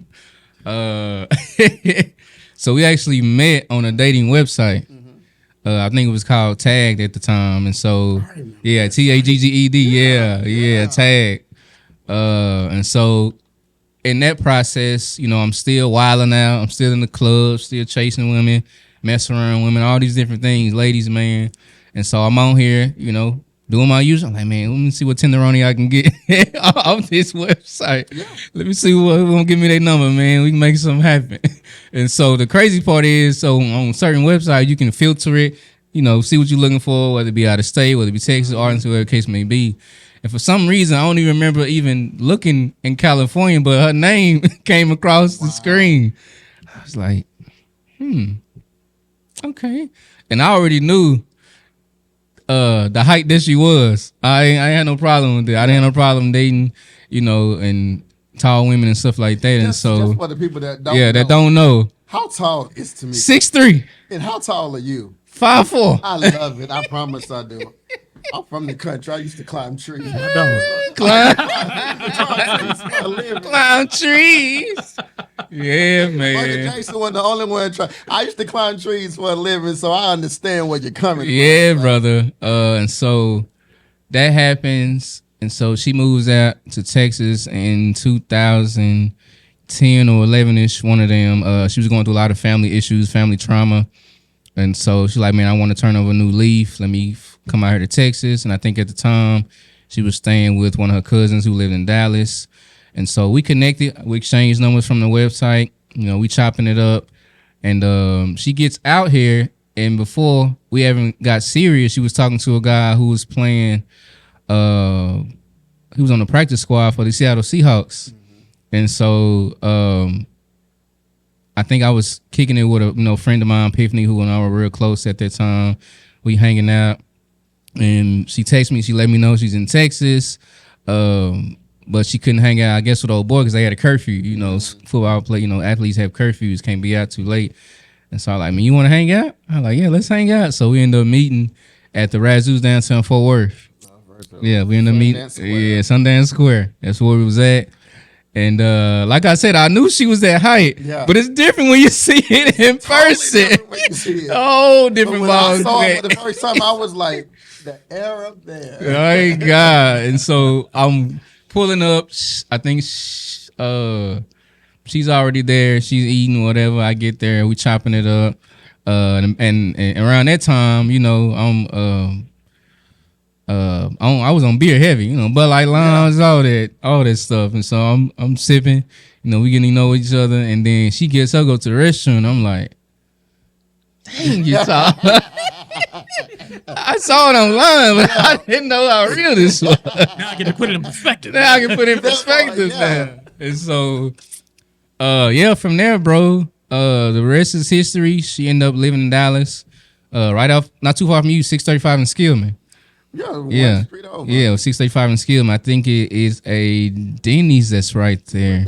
Unless it got closed. Yeah, so you know what I'm telling you? Yeah. Stayed some apartments over there. So I would make the sacrifice on Monday nights to leave Bible study. That's when Pastor Paul was having it on Monday nights at the filling station. I would literally leave there, man, and go, you know, kick it with her, you know, and come back Tuesday morning, go to work. Mind you, I'm driving from Dallas for work to go to work. And so, you know, just to make sure that she was comfortable, that she was okay. She didn't really know nobody out here. And I think prior to that, she was staying with her cousin, but her cousin ended up dying in a car accident. So now you have this blow, and you're trying to figure out life, and you're like, Lord, what do I do? And going in and out of, you know, shelters and trying to find her way, trying to find a job and all of that. And so she finally gets on her feet, gets some work. She worked at Sears right off 635. I think they closed that down too. Worked at Sears. She was in school for a little bit.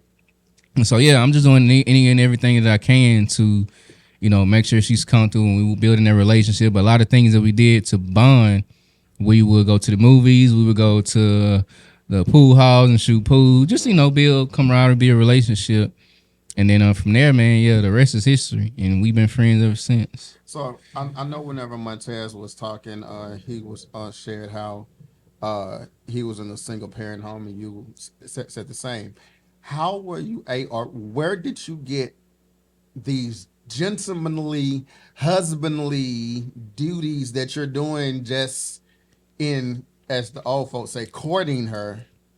Where did that knowledge that this is what it's going to take to get her, or what were you even in the mindset of, I'm gonna do this because I want her long term.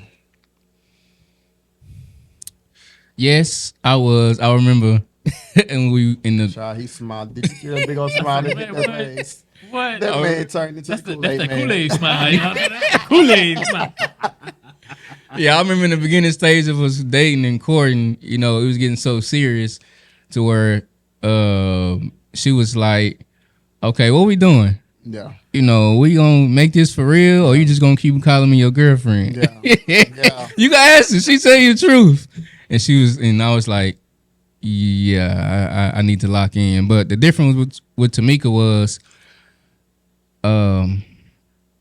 she saw my heart, and she wasn't so caught up in stature. Yeah. She wasn't caught up in the fact that I had, you know, the disadvantage in height. She saw my heart posture. She saw that I was trying. She saw I was really trying to make this work.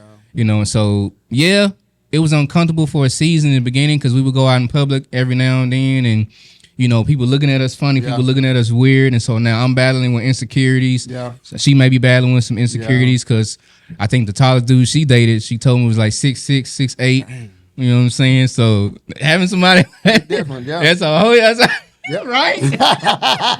Ooh, shoot. That's a huge difference, bro. And so yeah. Yeah, bro. So that was yeah, in the earlier part of our relationship marriage, man, it was definitely some tension there. And I'm like, God, is this really gonna work? Is this really gonna stand the test of time? Are we really gonna do this? And so I remember God just kept reminding me, keep showing up. Yeah. Like Tazz mentioned earlier, keep showing up. She sees you for who you are, not the stature.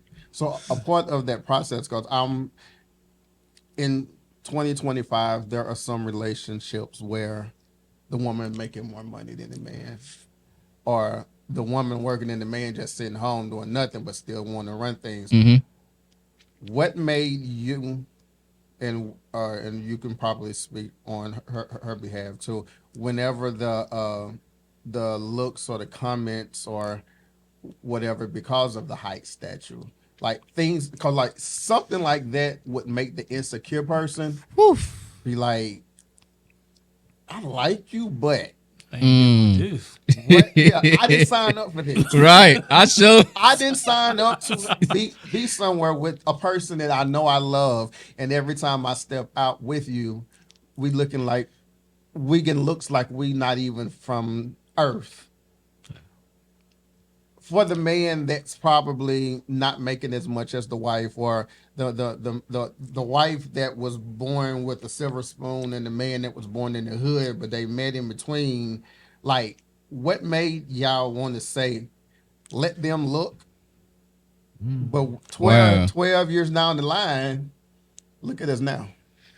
Whew. That's heavy. I would probably say it started with me getting to know Tamika's family. Mm-hmm. First time going to California after we got married, we took a trip out there. This is 2013. And the love that they showed me, how they embraced me, how they loved on me, how we hung out together, how we laughed and joked together. Like, they wasn't worrying about status. They just saw that my heart was in the right place. Mm-hmm. They just saw that I was really trying to take care of their daughter, their niece, their sister, or whatever the relationship was. And so that's what gave me a sense of peace when I really got to know her family for who they were and embracing me. From there, that just made everything much easier, bro. It was just a smooth sailing going into the rest of our years. Not saying it didn't come without trials and tribulation, because every marriage is tested. But I think it was really getting to know her family. And then on the flip side of that, her getting to know my family, I remember it was a Christmas Christmas party we had at one of my uncle's house. And most of my uncles are tall. They're around the same height as Tamika. And we were doing gifts exchange and stuff like that. And so we come in, and I believe it was my Uncle Rod who was like, man, I see you, nephew, got this tall glass of chocolate milk, man. My wife just busted out laughing. She was like, yo, uncles, man, they are hilarious. I like, that's just who they are. That's their nature, man. So on the flip side of that coin, they embraced Tamika too. Mm-hmm. And so you got both family dynamics, loving on both spouses. That made things so much easier, man. Yeah. Cool. Okay, so I've known Willie for now 11 years? Yeah. I think it's about 11 years 11. now. So I've gotten a little sneak peek into his life a little Yeah, bit. yes, he has. So I can ask questions that you might not know to ask. So Willie, when it comes to I'll call it unexpected loss in any area of your life, whether it's material or otherwise. How did you or where did you find your drive to go and not give up? Let's see. This is probably gonna go back to rest in heaven. My grandmother, Olivia Coleman, who just passed in October last year. Yeah, I would probably say her, man. The phone calls in the hard times that I was having, where it goes back to, I mean, you know, the fire incident in 2014, losing almost everything, trying to figure out, Lord, how are we going to rebuild from here? What does that look like? Yeah. I'm fresh off of work. I pull up outside, it's smoke everywhere. It's people crying. It's families that are devastated. It's firemen, police, all these just different things that's going on. We're just trying to figure out what does restoration look like? Right. And so, going back to my grandmother, man, those phone calls, and I quote this all the time. I probably need to put it on a shirt or a sweater, but my grandmother, man, she always used the analogy of the snail. Yeah. She was like, grandson, even though I might be moving as slow as a snail, I'm still moving. Mm-hmm. I'm still moving. Because my mama and them, my uncle, they would always tease her because of how slow she was moving. But when I had those phone calls with her, she was like, grandson, hey, as long as I still breath in my body, there's another opportunity for me to get it right. Yeah. As long as I can wake up in the morning, I can keep going. Yeah. And so I might not be moving as I used to be, right, but I'm still moving. Yeah. And so that's one thing that I always hone into, man. That came from my grandmother, man. The wisdom, the gems that she would give me in those dark times. So yeah, that was my rock, man. Olivia Coleman. My last question: the biggest thing that you've learned about you? Whew, biggest thing that I learned about me.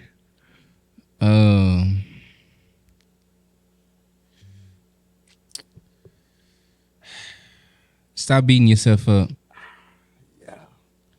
Yeah, stop beating yourself up. Yeah, man. And this goes back to another story. Y'all know I'm a preacher, man. I'm gonna let it out. This goes back to I believe it's in Acts. I don't remember the chapter. This is the time where Peter was in prison and the angel of the Lord came to him and was kind of instructing him on how everything was gonna go. And so as the angel is leading Peter, the angel says, "Arise quickly." Then right after he says, "Arise," the chains that Peter had on his wrists fell off. And so the revelation is things don't fall off until we get up. I almost threw this. Yeah. That man drops gems on a regular. Yeah, things, whatever that is, yeah, whatever that thing looks like, whatever that vice is, whatever that relationship was, that job loss, whatever's holding you bound, things don't fall off until you arise and get up. And to add to that, this is another phrase that I always use is your past is a place of reference, not a place of residence. And otherwise, you can't stay there. Yeah, we go through trauma. Yeah, we go through hurt. Yeah, we go through pain. Yeah, we go through loss. But you can't allow yourself to stay there. You have to evict those things. It's almost like you going through financial problems and the people or the landlord puts that eviction notice on your door. The principle is for you to get out. Yeah. We do that in our homes, or we're doing it in our personal lives. Mm-hmm. We evicting those things that's lingering that should be gone. And so, yeah. Things don't fall off until you get up. Yeah, I wonder why I love talking to that boy. So, oh man, he done inspired something, Jesus. So, when you said that, the first thing I thought about was the man at the pool. He was there for healing. Yeah. Everybody knew that's what everybody was there for. We was trying to get something fixed. But he never actually told that man that he was healed. He just said, take up your bed. Get up. He won't. Wow. Yes, sir. Which means that man had to have faith that if I got up just because he said get up, I have to have faith. I have to have faith that I'm good. Wow. Yeah. Great point, brother. It's in the getting up. It's in the get. It's in the in the get. get- Get on. You gotta get some get up in you, yo. That's gonna preach. In the words of Jodeci, you got to get on up, baby. No, the background music is gonna be James Brown. Get on up. Get up, get on up. That's gonna preach. That's gonna somewhere. preach, That's brother. gonna preach somewhere. My God. Man. Yeah, that's it. Yeah, we may have to have a whole nother podcast called True Transparency. My God. That's a good idea. That is actually a really good We idea. might have a whole nother podcast called True Transparency. Because again, these were just a couple stories. So there's plenty of them. Yeah, it is. There's so Plenty of 'em. much more. Shout out to Glenette. Thank you, baby, for coming through. Love you so Sis. much. Shout out to our new cast, our new family. My brother. Brother. T. T. And of course, you know, this stuff just wouldn't even go down without my brother Wille Beamen. Yeah, I know what it is. Definitely give a shout out and a thank you to Bishop Sherman C.G. Allen Yes. and co-pastor Dr. Otanya Allen. Thank you guys for just believing in the vision enough to be what you guys are to me and to support. Like, if I want to kick a can across the street, y'all buy a soda and let me drink it and then kick the can. So we appreciate you for that. True love. Where can people find you on social media, T? Whew, I'm on just about everything. Okay. Shoot, Montez Toombs is his name. You look it up on Facebook. I'm there. Anything else? MR, the number 2, MBS. That is Mr. Toombs with a 2. Hey. Yeah, I know. Yeah. Yeah, we here. Where can they find you, Willie? Yeah, I know what it is. Y'all can find me on that TikTok. That's Wille Beamen. Y'all can find me on Instagram as well. It should be W Strickland. Yeah, that's where y'all can find me, man. And of course, we didn't get to ask her, but you can find Glenette Yes. on social media at Arthur_Glenette Nelson. I just plugged you in, so that's $50 for my voice saying, nah, I'm joking. I love you. Of course, you can find me at I am Trevayn, TREVAYNE. New podcast. The new handle for this show is Spotlight TV Network across all platforms.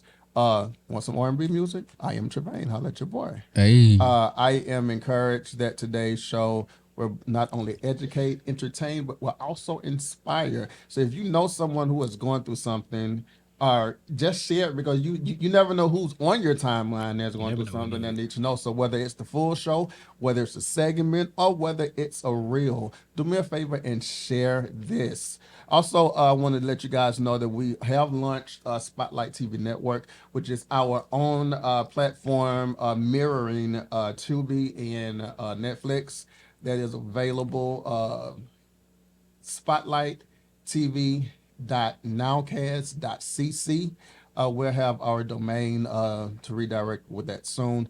But we are encouraged that this year, the only way that you don't get to accomplish what needs to be accomplished is because you don't try, because God has put every tool that you need in your hand to get it done. I would encourage people right now, if you are an entrepreneur or if you have the passion to be an entrepreneur, put that into work, because the way that things are looking for us right now, the people who have been working in jobs for 20 and 30 years that are getting pink slips for absolutely no reason. Yep.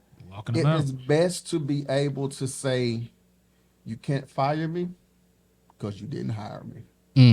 So with that being said, today was emotional, bro. Today was, my God. Y'all tried to get me. I tried to pull it I out. held my own. I thank y'all for coming through, though, man. We'll see y'all next week, but we're gonna try to get this show out tomorrow. Until then, holla, love y'all. Peace.